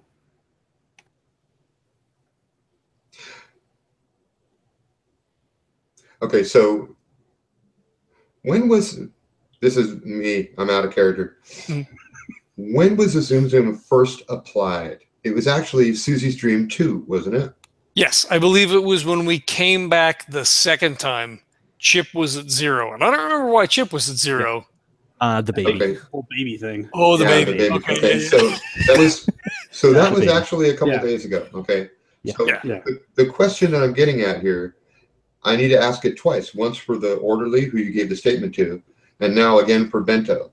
Did you give them the same story? And is that story he's been on it for 2 days, or he's been on it for 16 hours? Is the difference? I don't. Oh God, I Do see we what want you're. Redcon? Okay, because when you say the mission, we were on a mission, Bento's assuming you're talking about his mission. Yeah. I think that just like how it played out, you did say a couple of days, and I think that you. Oh yeah, I mean, not putting anything in Reggie's mouth, but I feel like why not?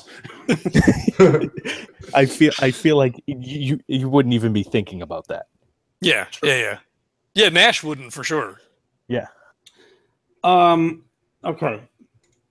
Now, if I recall, you said that he'd been under the influence for 2 days? Yes.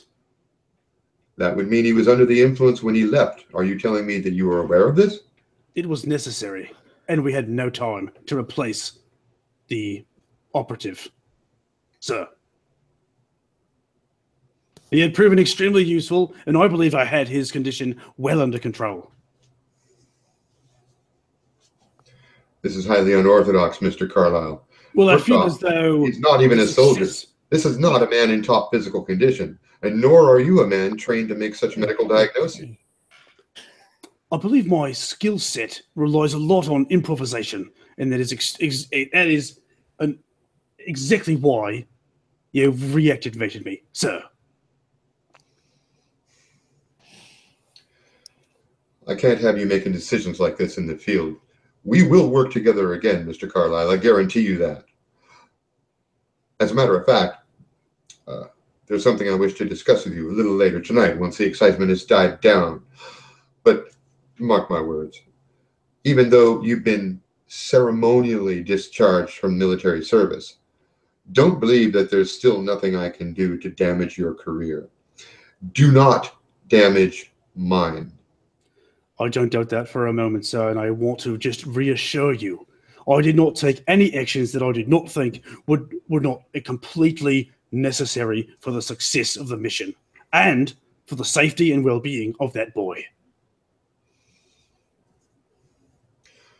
Let's hope it all works out for the best. And let's go get some Capix. I'm usually asleep by now. All right. Okay, to the commissary, y'all go. Mhm.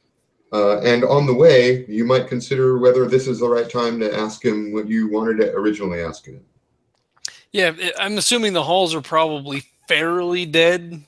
It's pretty quiet. Yeah, there's one crew getting ready on the main floor. There's a foreman. It's a different foreman than before. This guy's foreman Jack is here, and just a couple people milling about in the hallways. Okay. There is a dormitory here and a commissary and the medical facility, and it's all very, no frills, but it's here. Yeah. I think he would probably walk in silence until they got their captain found a quiet corner of the commissary to either A, not be overheard, and then to just be like, it's one-on-one, we're not doing any other thing, we're face to face, and I need to explain my situation. I think he would be, as they were walking, kind of going over his pitch in his head, what can I tell this guy to bring him to my side, especially now that he's pissed off at Reggie, to get what I need or what I think I need or how I feel he may be able to help. Would he feel though that Bento had to do that to Reggie, but it's sort of like water under the bridge now that it's everything's over and nothing bad happened? Or no? Is there a lasting issue now? Bento knows that Reggie is a loose cannon, and this is sometimes useful.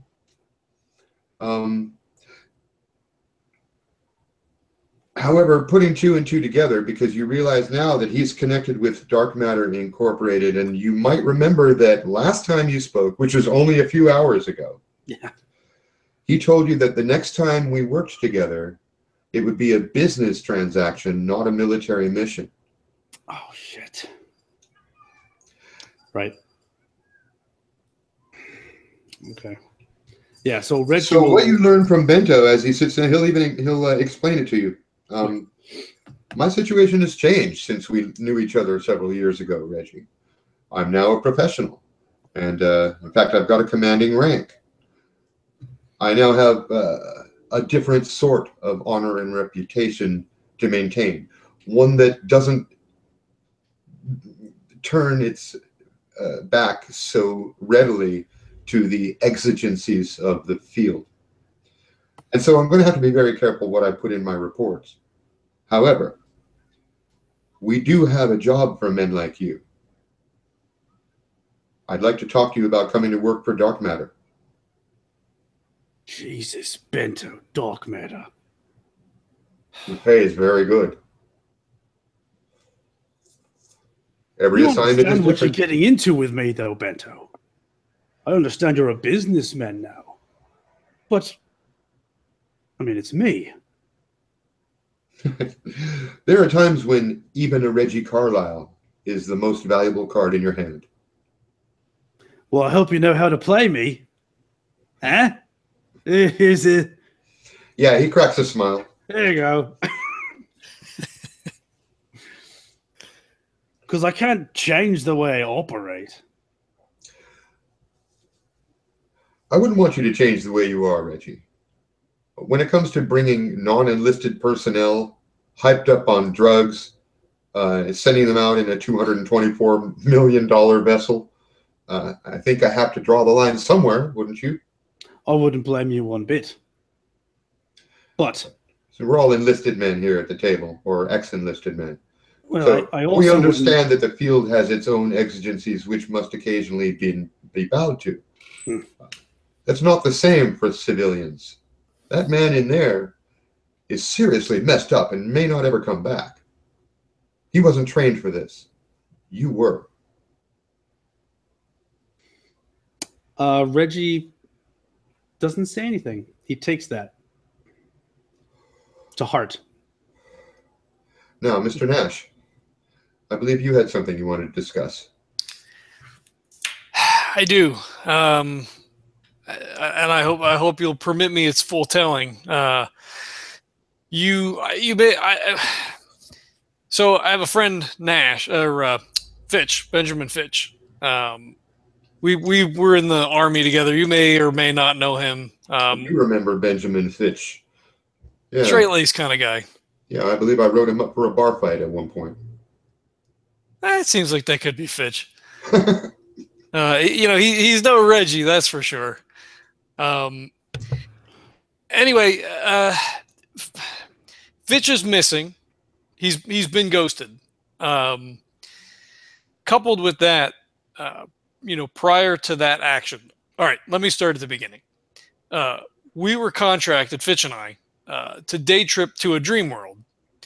We were given use of a ship by Ingwe Cordoba of Somnambula Inc. We made the jump. We acquired the data that was required. Jumped back. It was kind of a bad scene, but came back, worked through it. But afterwards, my girlfriend became different. She was almost zombie-like, and she had one of those dream decks. Turns out that the dream decks that were provided to her and all the students in her class, she was taking a psych class, was provided by Ingwe Cordoba. The psychologist that I spoke to when I got back was Susie's teacher. She was always on me about going to talk to somebody because all the shit that we have to do in the military. So I talked to her. Bento's looking really confused right now. He keeps glancing at Reggie and then back at Jack. There's a point. I think so. All right. So let me cut to it then. So she's disappeared. I did find a note at her place, a Dear John note or Dear Jack note, if you will, that said she didn't want to see me, but I don't believe that was her. So what we found out that Cordoba has a deep learning AI, and with all those satellites and shit they have up in the air, plus the dream decks, he was trying to find a connection between a dreamer and the dream world. And unfortunately, the connection that they made was with my girlfriend, Suzie. She is Wait. Let me stop you there. You're saying that Ingwe Cordoba has programmed and financed a deep learning AI to connect a specific dream world to a specific dreamer on Earth Prime. Yes, that is correct. Good God. It's way out there. Only because of the amount of money that he has is this even probably possible. Who would even think to try with the multitudes of worlds that are out there? But unfortunately for me and for Suzie, it was her. That was the connection that was made. Fitch was supposed to grab her and keep. Now he's looking around to make sure no one's overhearing what you're saying. This is big. You understand my predicament. I was hoping that perhaps that you would be able to help provide maybe some information. At this point, we're almost to, storming the castle, as it were, but I know that's not going to help anybody. We can't go to the police because I'm assuming he has her. He'll just, cart her out and she'll say, I don't want to see him anymore because she's under some kind of spell or some kind of mental manipulation. She's not who she was. And I feel like this is because of whatever it is that he's done. And he's worth millions, billions of dollars. I don't even know what to do at this point.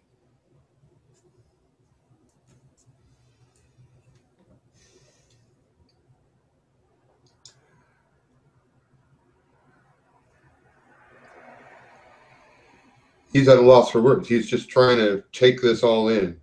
Yeah. No, Nash feels it. He knows where he's at. Yeah, I imagine there's like this weird silence at the table right now. Yeah, and he's like, we made the trip for Cordoba. It occurred to me later that the data that we stole was her. It could have been her life. It could have been all of her memories. When we went back and looked at the data later, it was scenes from her life, from our life together. It was maybe I made her that way because we stripped all that stuff from her. I don't even know. You would be the only person who might possibly know, and there's nothing I can do to help you on that level. I thought I was about to hear a help me find my girlfriend story, but this goes much deeper. You're telling me that Ingwe Cordoba has the ability to pinpoint a dream world specific to a dreamer. The military applications are astounding. But I don't know how long this project has been underway. Obviously, I mean, the only reason I even know is because it's affected me personally. But out of the millions of dream decks, I mean, I guess you could probably pull up the statistics and see how many have been sold. But as far as I know, she's been the only one that's been a match. So it seems to be extremely difficult to do what it is that they're doing. So it's not targeted yet. No means of weaponization. I don't believe so. Now, Reggie, you can figure out where his mind is going. He's right off the bat. He's going, wow, if we can enter our opponent's dream and just take him out. Yeah. So just out of character, Reggie sort of sees an opportunity to kind of appeal to that in a way that he's not trying to, like, it's like he doesn't want. You can hear at the moment he said the military applications are astounding. All right, let me. I'll drop in. All right. So, whose hands would you like this technology to be in, Bento? You're a businessman now. Well, I have no connection to Cordoba, of course. If we could pin some charge on him, perhaps it would give us a little leverage. Well, now we're talking. You've got dark matter at your disposal. We both know about dark matter. This is a much more intriguing story than I thought I was going to hear at first. One that I'm going to have to consult with my partners over. I thank you for this information, and I trust you'll keep it under wraps. Well, indeed, I'm a marked man, it seems, at this point. They've already tried to kill me once. You need to break your routine. Don't go back to your house. Don't go to any of the usual hangouts. Maybe think about going to another city.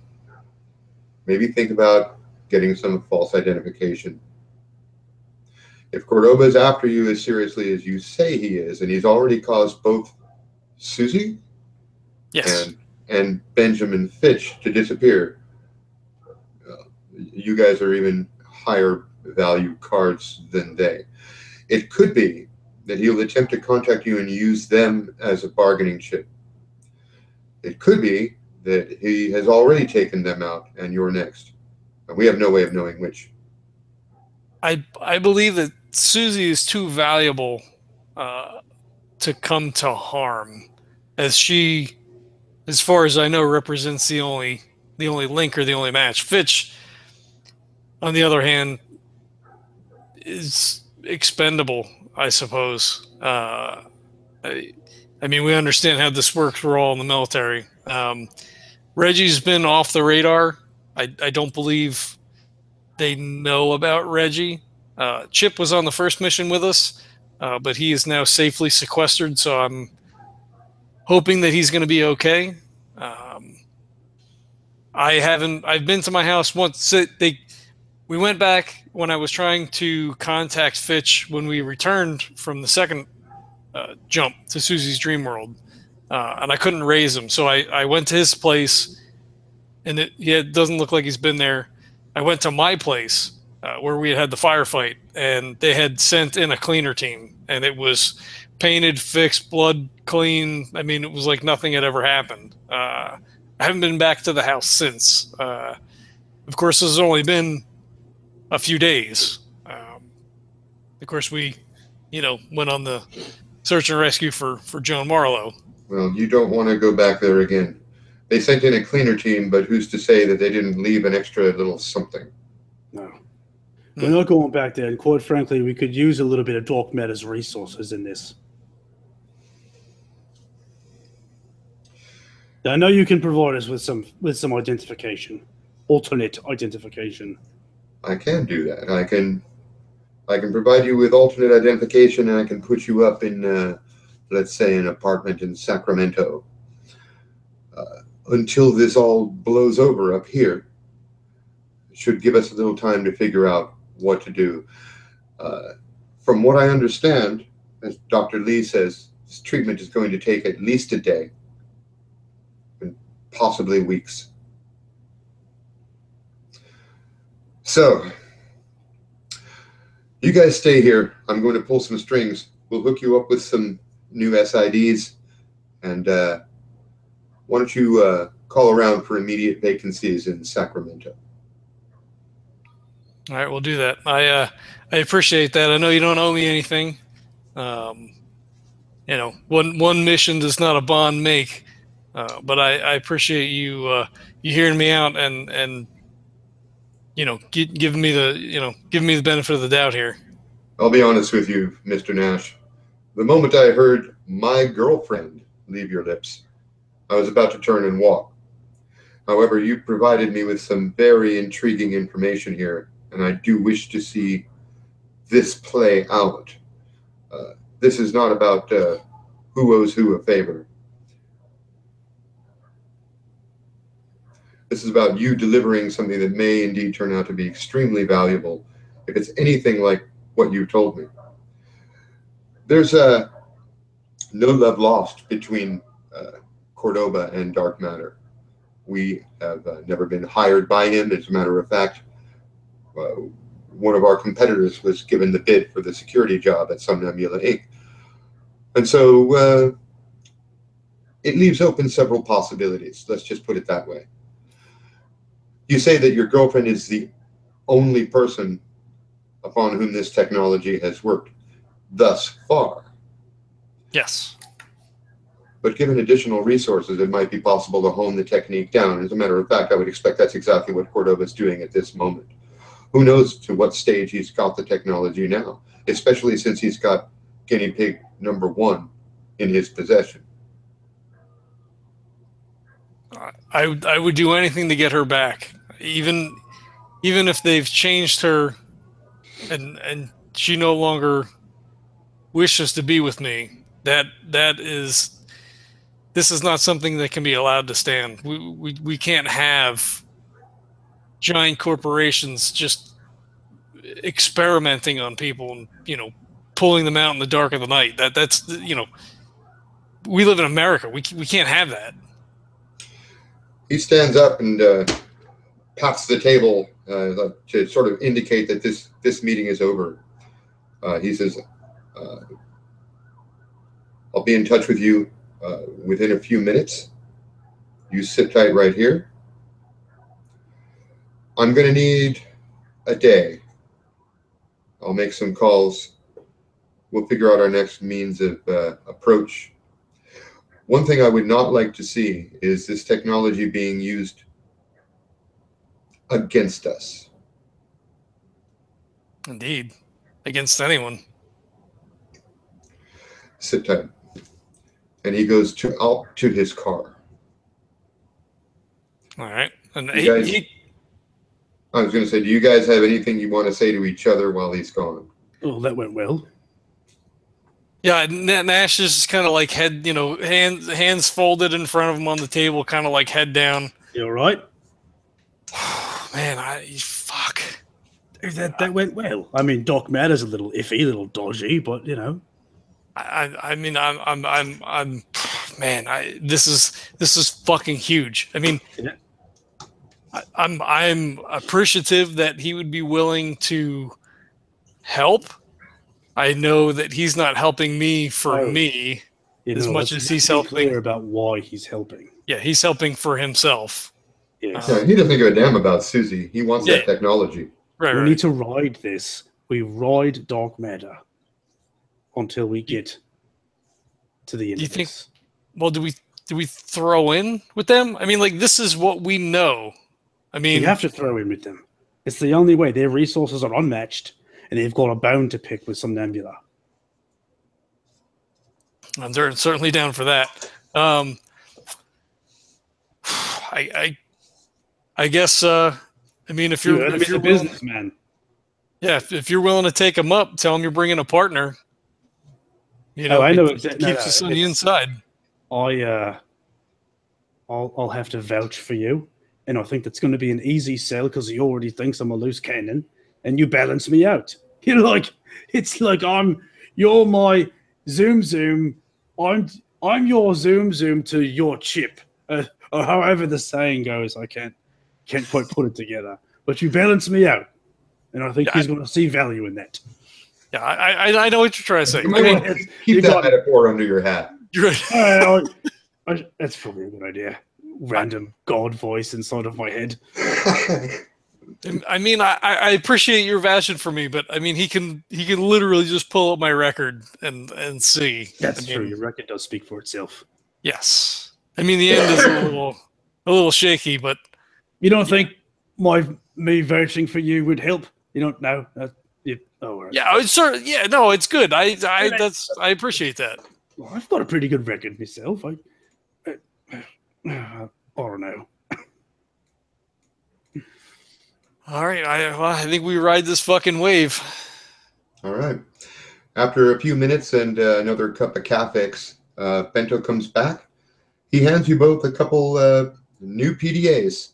I advise you get rid of your old ones. These are filled with data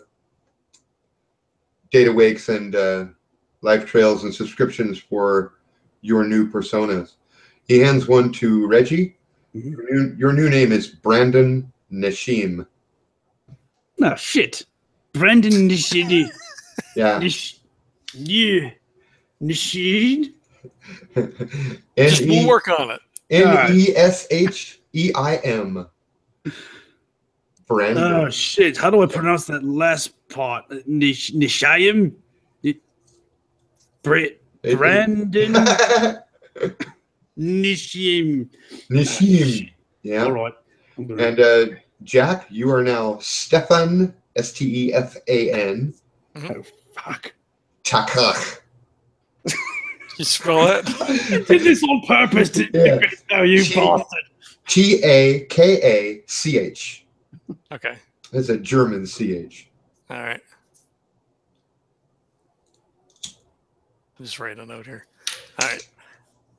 So he takes it and he looks at it and kind of gives him a wry grin. He's like, just kind of like shrugs and it's like, sticks it in his pocket. And he's like, all right, I appreciate that. We'll have to. Yeah, thank you. Don't really roll off the tongue. No, they don't really. I thought mine was bad. I'm not going to be able to pronounce your name for shit. I'm sure you recognize that beggars can't be choosers. You can't just ask for a man to disappear based on his name. No, I completely understand. In the business. Very well. You guys should have by now been able to pull up a couple places in Sacramento, find somewhere that'll let you. I mean, it could just be a motel for the first night, right? Just someplace with some vacancy tonight. So you can use your false IDs. You've got a couple megabucks each. In fact, let me determine here. Brandon, you have 7 megabucks in your account. And Stefan, you have 4. Oh, I see. Okay, so this old, my 16, I'm not touching that. So I'm gonna go check. Okay, 7s. Well, it's like random spending cash, I guess, is what we're. Oh, okay. These guys, they have. It is a total persona. You have driver's licenses. You have memberships on Lifebook and FaceSpace and all that crap. Lifebook. Awesome. I like it. 7 megas. All right. Okay, I have both of your numbers. Brandon Nishame. I have both of your notes, and I'll be in touch with you within 24 hours. Probably closer to 24 than lesser. All right. Understood. We look forward to talking and working with you and trying to get this figured out. Well, while you're at it, you may wish to peruse the employee documentation on the dark matter internet node. I got an employee handbook. That's nice. Yeah, I think we'll do that. Yeah. Oh, Very well. You've got a dress code. Can you believe this? He shakes both of your hands. Mr. Nashim, Mr. Tekach, I will be in touch. Oh, right. Right. Yes. Thank you, sir. Off he goes. All right. He kind of like, he pulls the ID back out and kind of like, kind of shakes back and forth, like looking at the picture, looking at the name, looking at the, all the other stuff. I guess it's embedded in it. Yeah. So it's time to turn over a new leaf, huh? I guess so. T'Chaka. Koch. Koch? T'Kacha. We'll work on it in the car. All right. Hey, we're going to have to go back to your place and get Jasper, though, before we fucking bug out of here. I wonder if we're going to have to get Jasper a secret identification. I think he's probably okay. You think so? Yeah, I think so. All right. But we'll table it. We'll table it for now. We'll table it for now. I'm going to need to find a good place where I can board him, I guess, because this shit is not. I can't. I need to make sure that he's safe. Well, then why would you want to board him? To put like, at the vet's office, they have the. Oh, I see. Never mind. Not a waterboard. I totally misunderstood you. I'm sorry. Yeah, no. You're way up here. I got to bring you down here. I'm operating down here right now. I'm still stuck on the last 3 letters of my new name. Yeah, A-I-M. Machine. Yeah. It's not that hard. And you're Chikok. See, don't say it like that. Okay. Chikach. Chaka. Well, it's close. It's close enough. All right. So with your new identities, you call for a ride. The ride comes. You pay for it with your new identities, and you head down to Sacramento to book into your rooms at the Anxious Arms. Ooh. You just opened up the phone book and started with the letter A. Mm-hmm. Anxious Arms. How many nights are you buying? This is a motel, but you can also rent by the month.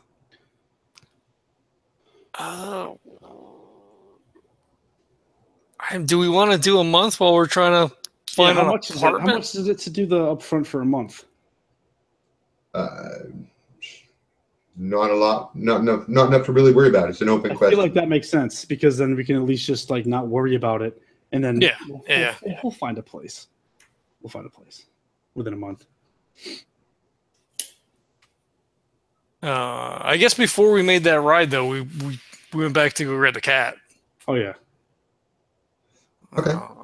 And then I guess we'd get him set up in the in the motel with us, and then in the morning he would look to try to find some place that he could because it's not a dog. Can't get a dog walker, cat walker, so we would have to find some place where he could like drop him off before we go gallivanting all around. Like he would be safe. And maybe we don't. I mean, I guess unless we're. Well, I'm sure you could find a pet hotel. Yeah. But I think until we're ready to bounce, I think he's fine. Like I'm at work all day, and my kid's cat is here, and the cat's fine. So as long as we're not going to be, gone for all week, a day or two, we could, I could probably leave him. That's fine. Yeah, we'll get him some food. It'd be fine. Yeah, we'll be looking for places. Might even just be making calls to find places. Yeah. Okay. He's a grazer. So. Did you guys get 2 single rooms or 1 2-bedroom unit suite? I think we stayed together. Operational security and all. Okay. Right. Operational security. Absolutely. The desk clerk winks at both of you and makes sure to touch your hands when he does the credit transaction. All right. I hope you love it here at the Anxious Arms. He's afraid. I knew it. I knew when I heard that name. I didn't say anything, but I knew it. It's okay. feel free to buzz the front desk. My name's John, and yeah, there's another John. And I'll be happy to serve you in any way to make your stay as comfortable as possible. That's good to know. Thank you, John. That's very good to know. Complimentary champagne breakfast on Sunday. Don't be late. You believe that? That's wonderful. Yeah, that's not too bad. What time is that at? It starts at 6 a.m., but the champagne's usually gone by 7, know what I mean? I know exactly. That's Nash, we got to make sure. Right, it's not going to last very long at all. All right. 6 is kind of early, though. I mean, I try to sleep in a little bit, you know. Well, okay. We'll see. We'll play it by ear. Yeah, it's supposed to last longer, but I can't go spending all the money to keep these swills happy all day long. I mean, it comes down to the fact that many of our clientele stay up all night, and for them, 6 in the morning, they haven't even hit the sheets yet. That's fair. That's fair. That's good information, actually. Can we do like a wake-up call? Certainly. What time would you like that call? Probably 5, so we make sure we don't miss the champagne breakfast, right? You've got it. I know you'll fit in here just fine. That's what she said. What? No, he not someone else said that. Oh, you're a card. Yeah. Nash is already walking away to the steps. Reggie's like looking down at where the guys are touching his hand, like this is even initiated physical contact. All right, I'm gonna go to bed. All right, okay. It's nice to meet you, John. We'll see you in the morning, you guys. We will. Yes, you will. You certainly will. And off you go up the elevator to your new room. Swipe the card in the door, and you come on inside. It's very nice. A little gauche. There's nude Arabic figures in the wallpaper. All right. All male. Okay. I suppose. And I think we're going to set you down on the bed and fade to black. Yeah. Both of our eyes are wide, like, what? Jesus. Nice. Oh, God. That was good. Excellent. My assumption now is that Chip is going to become a super soldier. Oh my God, Winter Soldier-esque. Oh no, they're going to do some Manchurian Candidate shit on you while you're in there. I love it. Mm-hmm. Love it. Did you notice the doctor's badge?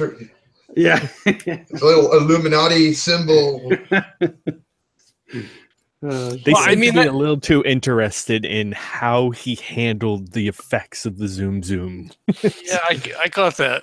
Yeah. I mean, not knowing anything about any of these people, that's why Nash wanted to follow in to make sure that, he wasn't like squirreled away somewhere and like, fucking dissected or some shit, like he's in, he's safe, he looks good, okay, Oh no, Chip.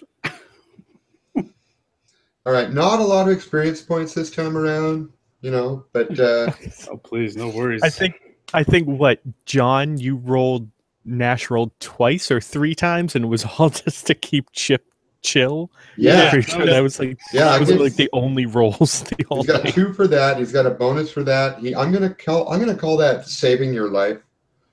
Nice. And that means that Jack Nash 4 experience points. Woohoo!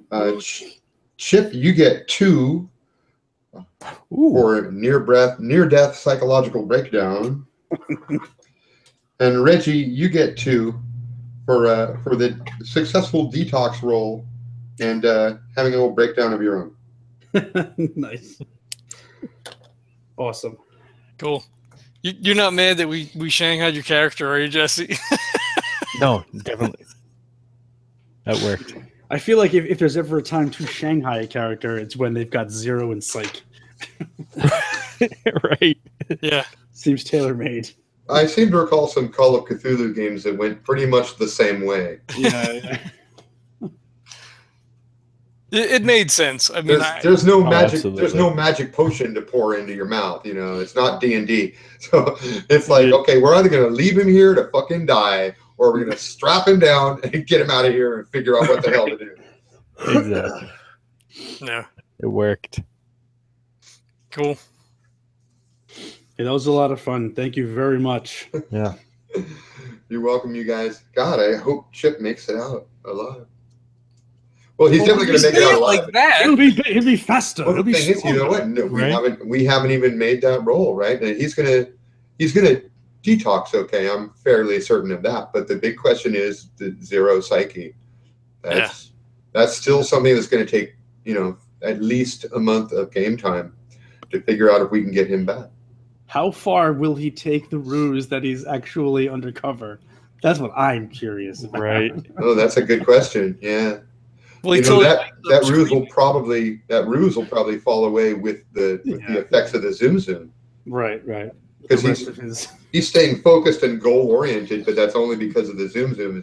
That fades off. He's going to enter his nightmare world, and they're going to have to keep him sedated, and maybe decreasing doses or maybe a counteracting psychoactive. We'll let the doctors worry about that. But when the detox is over, that's when the big question actually has to be asked, and that's going to take again at least a month. Yeah, I'm assuming by the way, as a professional psychologist. Oh, go ahead. You won't be able to have that treatment at Diaspora Ranch. They're triaging you right now. They're dealing with the detox situation, which they're actually treating as a subjective dissonance shock situation. Right? They believe that you were under SDS when they brought you in. That's why they raised their eyebrow when you pointed out, oh no, this is actually a chemical breakdown, not a subjective dissonance shock. So the good news is that's easier to deal with. Actually, they know that's earth-based science, right? Mm-hmm. The big question is about the psyche role, which is going to take a world-class therapist weeks to deal with. So one of the things you guys are going to have to do is somehow find a world-class therapist and get them on the case. Yeah. Bento might be of some assistance in that. You'll probably want to talk to him at some point about that. Yeah, I figure when he calls back, we'll ask how Chip is. I'm assuming he would be apprised of the situation with Chip. So, it was his call to Dr. Lee that brought Lee in at this time of night. So he'll probably be apprised of the situation. You can also figure out from the tone in his voice that when he said, "Oh, this isn't about anybody owing anybody any favors," he was actually saying, "Oh yeah, you're going to owe me some favors." Yeah. Well, yeah. I mean, that's why Nash kind of wants to throw in at this point. I mean, he's out of the military now for a little bit. I don't know if we've ever really established what his. I mean, I guess private security for DayTrippers, I guess, is his thing. Like that's his fucking gig. He works with Nash. They make some money here and there, or was working with Fitch. So I always got the feeling that you guys worked for a state or national military, or actual military. Yeah, might have been Army, Marines, or something. But private security is extremely common. You run into private security for corporations all the time. Yeah. And one of the biggest ones is dark matter. There are a lot of others. Right. Yeah, if we're going to throw in with an organization, it's this one for now. Yeah. Because the money is good. We've already successfully completed a mission that they've called you in. We need you here in an hour. We did it. Now he's helping. So we're aligned. We're aligned in purpose. So yeah, I mean, in Nash's opinion, because he knows that the guy is looking out for himself. So, we throw in and we are a part of the company, then it, obviates that a little bit. Like we're on. You guys are probably unable to sleep for a while, laying there in your beds at the anxious arms. What the hell was that noise? If you think back just a couple days ago, when Bento was talking to Reggie, He said next time we work together, it will be a business transaction. He was already planning this. Yeah. Yep. Yeah. So we'll see how it shakes out. Yeah. If they get to take down Somnambula in some fashion or another, and they're able to, pull Suzie and hopefully Fitch out, then it's then we'll have to worth take that them trade. down. Then we'll have to take them down.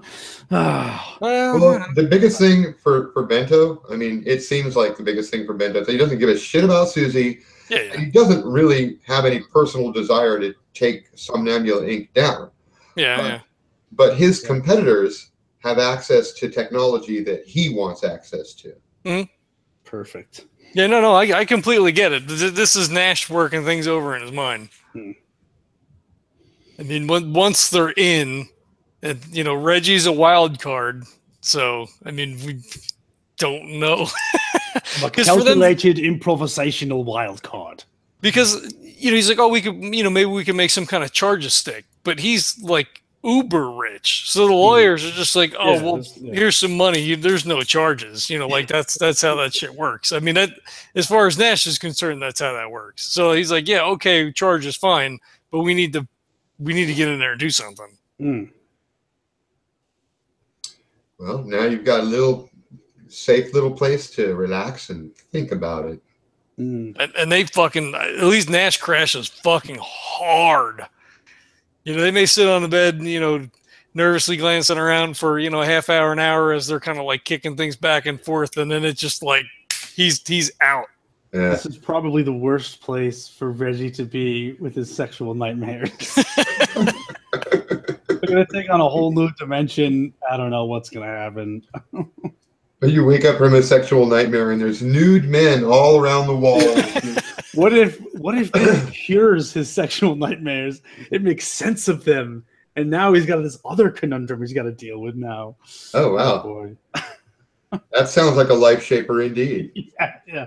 Not that there's anything wrong with that. No.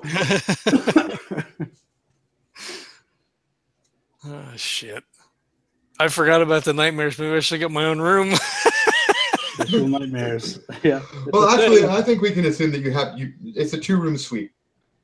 Oh, there you go. Oh, that's cool. I like it. Yeah, that's probably best. Yeah. I take a hit of some of the nappy, the Comanaprazole, and I zonk out and enter sexual nightmare land. Nash has the cat in his room, and the door is fucking locked. You're clutching the cat, like, oh god. Right on. And about the time that you guys fall asleep, Chip is entering a very dark place in his head. Oh, Chip. Yeah. You're surrounded by people in white coats who keep looking at you through a curved pane of bluish glass. And you really want pickles so bad.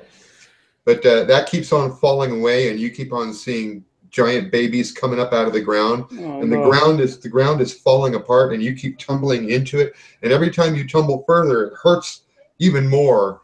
And then it all starts over again. Does he see naked Nash in his nightmares? Since they saw that on the in the memory thing. God. Yeah, every once in a while you see an image of Nash, and he's banging his dick against the wall. You don't even know why. Oh god. Nash's face on Reggie's body. Oh Jesus. Oh. Yeah, Chip is entering probably the worst night of his young life. Oh, absolutely. And then all of a sudden, Michael pokes his head out and enters your vision. The stuffed octopus. Sextopus. Hello, Chip. I imagine it starts off as scruffy. But then all the legs grow out and the thing splits open. And welcome to hell. Oh yeah, it's like the head in the thing. Yeah, the head in the thing. Exactly. Oh jeez. Poor Chip. That's terrible. He's gonna be fine. Yeah, I hope so. Just need to get a red book with a bunch of words in it that we have to read to him, and that'll activate him, and we'll be fine. Right. See, I wonder how this affects Jack's protector goal. I mean, he didn't know anything about it, and we've protected him, I guess, as much as we could at the point that, you know, we had a moment to breathe. Yeah, I guess he'd be okay with it. I guess it wouldn't. Yeah, I think that your protector goal has taken a huge hit in your inability to protect Suzie. Yeah, for sure. Which is probably going to drive you to the bottle again. Oh. Yeah. Well, now if Fitch is gone and we haven't can't find hiding her hair or her, I guess maybe. Yeah, he might dip down that way again.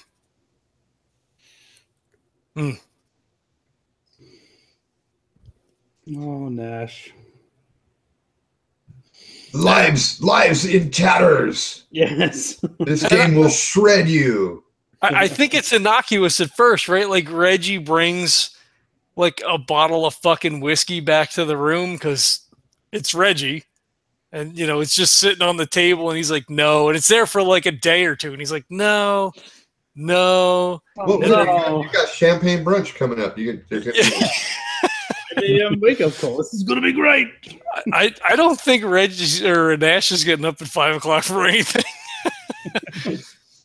But yeah, I think like a day or two passes with it sitting there and it's getting lower and lower. And then like he just comes out one night to like take a piss and it's there and he just sits down at the table and then fucking finishes it. And then. Okay, well, you're getting ahead of me because you're probably going to get a call from Bento tomorrow. So just keep lingeringly looking at that bottle. Yeah. Resisting the urge. Well, it's probably not there yet, right? So it'd be after the Bento call, probably. Then, yeah. Yeah, unless one of you guys was carrying a flask the whole time. Well, I probably come back from the champagne breakfast with a full bottle of whiskey for some reason. Maybe you went out, like it wasn't enough. Like you got a glass and it wasn't enough. You're like champagne. What the fuck is this? It's piss water. Yeah. That makes sense. Want a party? I'll get a bottle. We're gonna party. All right, we'll have to make sure we remember this for next time. I will. Oh shit! Cool. All right, awesome. Good game, fun game. Like you said, I'll have to maybe throw a disclaimer that say this is more of a introspective episode, maybe than an action-oriented kind of thing. I think it went pretty well. We had a good mixture. It's well, you know what it is. DayTrippers is designed to be like episodic, right? Mm-hmm. But you guys have become a serial, and like X-Files, there's some episodes where it's a beginning, middle, and end, and it all wraps up. But then there's other episodes that deal with the long story. Nice. Those are the serial episodes, right? This is one of the serial episodes. Right. The backstory episodes. Mm-hmm. No, that's cool. I dig it. I think after this storyline resolves itself, I guess depending on what happens with our association with Blackwater, Darkwater, that it could then take on that episodic nature where, hey, we need you to go do this, or we need you to go do that, and then maybe that takes more than one session to complete a specific mission. Where like you're saying, this is more of the overarching, at least for now, the overarching story, for Nash anyhow. Yeah, well, it started out as a one shot, but it became a campaign, really. Yeah. What are we on? Episode 5? This is 6 tonight. 6? Yep. Yeah, so a 6-session campaign.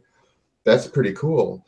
And if you guys go to work for Dark Matter, it'll definitely be more like, you don't get to choose your job. You're getting an assignment. Yeah. Yeah, that's fine. The pay is good. Nash knows how to shoot, so just putting his skills to use. Yeah. I think that's it. I think we're ready to wrap. Cool. Well, thanks for running. Thanks you guys for playing. Thank you. Apologize to Jesse for hornswoggle on his character, I guess. I apologize for the fact that Chip became this entire episode. No, it was. I loved it. I thought it was great. Yeah, and you did it well too, right? Because yeah, I mean, I think it was perfect. Exactly. Yeah, leading into it, when Todd, when you were talking about, well, we could do a month or two in 60 seconds. I was like, that's what I was thinking. Like, oh, we're gonna like kind of gloss over this. He's gonna go through rehab or we're gonna like detox him. He's gonna go into some like psychoanalysis, and then we'll do the thing, and then 2.5 hours later I'm gonna tell you 2.5 hours later he is now going into detox. Yeah, well, I don't I don't like to railroad story, and I don't even bother creating plot ahead of the time. So basically you can never believe me when I tell you how long something's going to take. I didn't mind it. I didn't mind in the slightest. It's just going into the session, I had a different thought of what was going to happen, and it was totally different than what actually happened. Yeah, totally. And that's pretty typical for right. That is a very good point. Yeah, and I think that's typical for our games overall. Do that, I mean, we just wherever it goes, and the story is there, and we're still kind of following the thread of where we want to be, but sometimes it takes us a little while to get there. Complications, man. They lead to full-on campaigns. Mm-hmm. It's cool. I mean, if you tried to create a campaign like this on purpose ahead of time, it'd be such a fucking railroad. It wouldn't even be fun to play. Mm-hmm. Like if I actually knew when we sat down for session 1 that I was going to do this to Chip and I was going to force you guys to do this, that'd be stupid. Mm-hmm. There's no way to see this coming. Mm-hmm. Right. And there should be no way to see this coming. Right.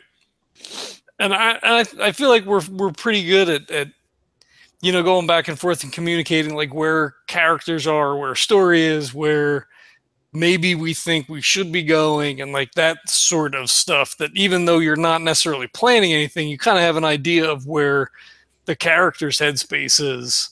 Yeah. As I hear ideas spin out of you guys, I just try to like maybe one step ahead go, well, what might happen if what might happen if that, or what might happen if that. And then you guys do something, and usually it's not exactly the thing you said you were going to do. And then I have to take my what if, and then tie it to some of these loose ends that you got laying around. Because it's not enough to just know that you're going to go to point B and do action C, because we have these loose ends. We've got Cordoba. What's he doing? We've got his security guys. What are they doing? I even have to think about, where is Fitch? Where is Suzie? And I don't have to decide for realsies, but I do have to have at least a good couple guesses in mind. Mm-hmm. Right. I mean, I kind of think that, not out of character and in character, because I don't think Vince is going to come back to the table. My feeling is that Fitch is probably dead already, which may not be the case, and he could live on in the future, and he could never play another game. It makes perfect sense for Nash to assume Fitch is dead. Yeah, I mean, based on their military experience and everything else, like police shows, you're missing 36 hours or whatever, you're probably looking for a body. So he's, I mean, he hasn't written him off, but he's, kind of silently resigned to the fact that he's probably not going to see Fitch alive again. But Suzie, he's holding out hope because of whatever this weird connection is and whatever Cordoba needs her for, that she's alive. Sure. So, I mean, that's keeping him going at this point. Yeah, like Bento referred to her as guinea pig number 1. Yeah. He didn't like that. Yeah. He didn't let it show because he doesn't want to fuck anything up, but he was... That's like strike number 1. I mean, he gets it. I mean, file that away for later when we need to overthrow dark matter. Yeah. Well, management change may be coming. Oh, nice. Ooh, I like that. A coup, if you will. Yeah. Well, We'll you see guys what are happens. thinking real far ahead now. Well, it all depends on Bento. Yeah, it all depends on Bento. As I said, strike one. We will find out next time, you guys. Well, actually, we probably won't find that out for like 12 episodes the way we play, but Yeah. oh, shit. All right. Yeah, that's true. Like I said, you can't trust anything I say when I tell you how long something's going to take. Yeah, I mean, like, we're just going to have to see how long Reggie can just string out this whole anxious arms situation, you know? I mean, who knows what kind of adventures are going to happen inside of this multiverse. Yeah, who knows who will wake up and find you sleep fucking. Feeping. Or was it slucking? I can't remember. God damn it, Reggie. What about slucking? Slucking, feeping, sleeping. Oh, I like fleeping. Although that would be like fuck sleeping. Yeah. Right. The order really matters. Like, am I really sleep does. fucking or fuck sleeping? Exactly. No, it's definitely sleep fucking. Fuck sleeping is like, that's when you take Zoom to them. You're like, fuck sleeping. We did it. That was good. Yes. Yep. So Chip is fleeping. Yes. Yep. And Reggie is slucking. Slucking. Okay. Fair. I like it. Should make a note. We'll throw that in the wiki. We're gonna make a wiki. We've got like so many NPCs satelliting around you guys. We need a wiki. So I was thinking about it today. I think I may start to go through the backlog and listen just specifically for like wiki entries. Like I listen to edit and I listen to put in sound effects and all the other stuff, but I may take a whole fresh view and listen just to write down names, places, dates, stuff that maybe gets written down while I'm taking notes during the show, but not necessarily because it's not necessarily germane to the thing. But because I thought if we continued, I wanted to talk to the guy that was there when we made the second jump to Susie's Dream World, the guy who was the foreman at the time. And I don't know if it was Frank that you mentioned today or if it was a different name. And I was going to start shuffling papers, and I'm like, fuck different it. Guy.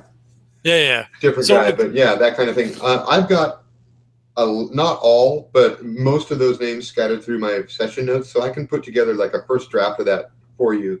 Okay, cool. And that'll probably jar your memory. You can zero in on the tapes to figure out where there was another dude right between that guy and that guy. And you'll because that way you don't have to listen to all 6 sessions over again. Yeah. Just to listen for NPC names. I mean, I gotta listen to them anyway to figure out how many friggin' XP I have. Oh yeah, you do, huh? Yeah, you gotta keep a better track of that, man. I think I spent some, and then I boosted. I picked up psychology, but I think that was the only thing that I purchased so far. But like, I never had a lot of XP because he's been fucking terrible this entire time because he's been brain fucked. So yeah, Reggie usually makes the most XP, huh? Well, I had that last one was the for sure. That was the big one. Yeah, so I mean, I upped lucid dreaming and piloting from 1 to 2. That's what I did. Yeah. So I don't remember when you made the notes or whatever, but it sounds like all you really need to remember is whether you subtracted the points for psychology or not. Yeah, I have things crossed off and some things erased, and then I have notes like 4 XP to spend here, and then I have another note that says 8 XP equals 15, and then I have 18 megabucks scrawled on the bottom. Fucking shit is everywhere. Time to redo your character sheet. Yeah, I think so. A nice, clean one. Yeah. All right. Well, we want to thank everybody for checking this out. We hope you enjoy it. This is a game that's a ton of fun to play. I've rectified the situation, and I put links to DayTrippers, the website, on all these posts now. So if you're enjoying it, check it out. Go over, check it out. Pick up the books. If you like it, shout out. Todd's got a Patreon, which Patreon is a dumpster fire right now, but you're only pledging to one person. Maybe it's not as terrible. I don't know. That's a clusterfuck. But yeah, we appreciate you checking it out, and we'll catch you next time. Bye. Have fun slucking. Bye.